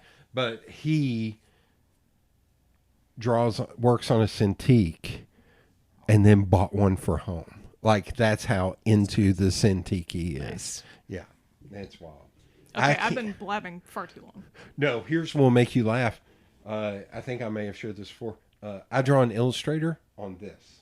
Oh Use my the trackpad? god. Yeah, because that's how and mouse, and I can draw like detail. I never got used to the. I tried the Wacom, Wacom, whatever. Tried that forever. Never could because I'm not a good illustrator. I'm not a good freehand illustrator. That's how I learned how to do it. Oh yeah, I can't tell you how. I can show you drawings I've done that I've literally done on this. Okay, a mouse I can believe. I actually started off doing drawings in MS Paint with a mouse before Yeah. I had my tablet, but a trackpad? Oh my Yeah. god. But I mean, like, you do what you learn on. Yeah. Like, Yeah. if you learn how to do something a certain way, even if it's like a little busted, that's what you. That's what you Well, keep it's. doing. Have you ever seen any of the house drawings that I do? I would usually do them around Christmas time. Did one, well, I guess it was a barn you did for the Adim, the artist. Oh yeah. Okay. I did that entire Adim on this right here. Wow. Crazy. Yeah, on this one right here. Yeah, this one right here. But yeah, all trackpad. All trackpad. It's pretty Yeah. cool. Although that file is like 3.4 gig because here's another stupid illustrator. I'm going to get on my soapbox. I placed actual photos of wood to give the texture. And then I did the clipping mask and moved it around so it wasn't the same pattern. Yeah. And did all this stuff. And I think like the link got broke, so I relinked it. It no longer relinks it. It embedded it. And at that point, I was too far in. I was like, I can't redo all of it. Because also the thing with Adims, they asked me to do that like Thursday afternoon, but it was due on Sunday. And I was like, oh, I got no time to do this correct. I just have to get it done. Yeah. That file may be more than 3 gigs. It is a massive ass file, Sugar. which I really kind of want to get that barn art, put it on like a hoodie or something. I think that would look cool. I don't know how I'm going to talk a demon into doing that, but I really want to do that.